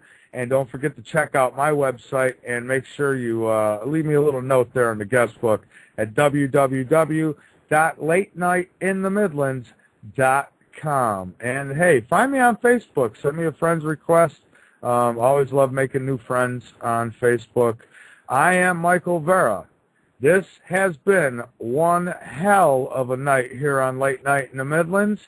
Keep your eyes posted to the sky, because you never know what you might see. Maybe some teleporting.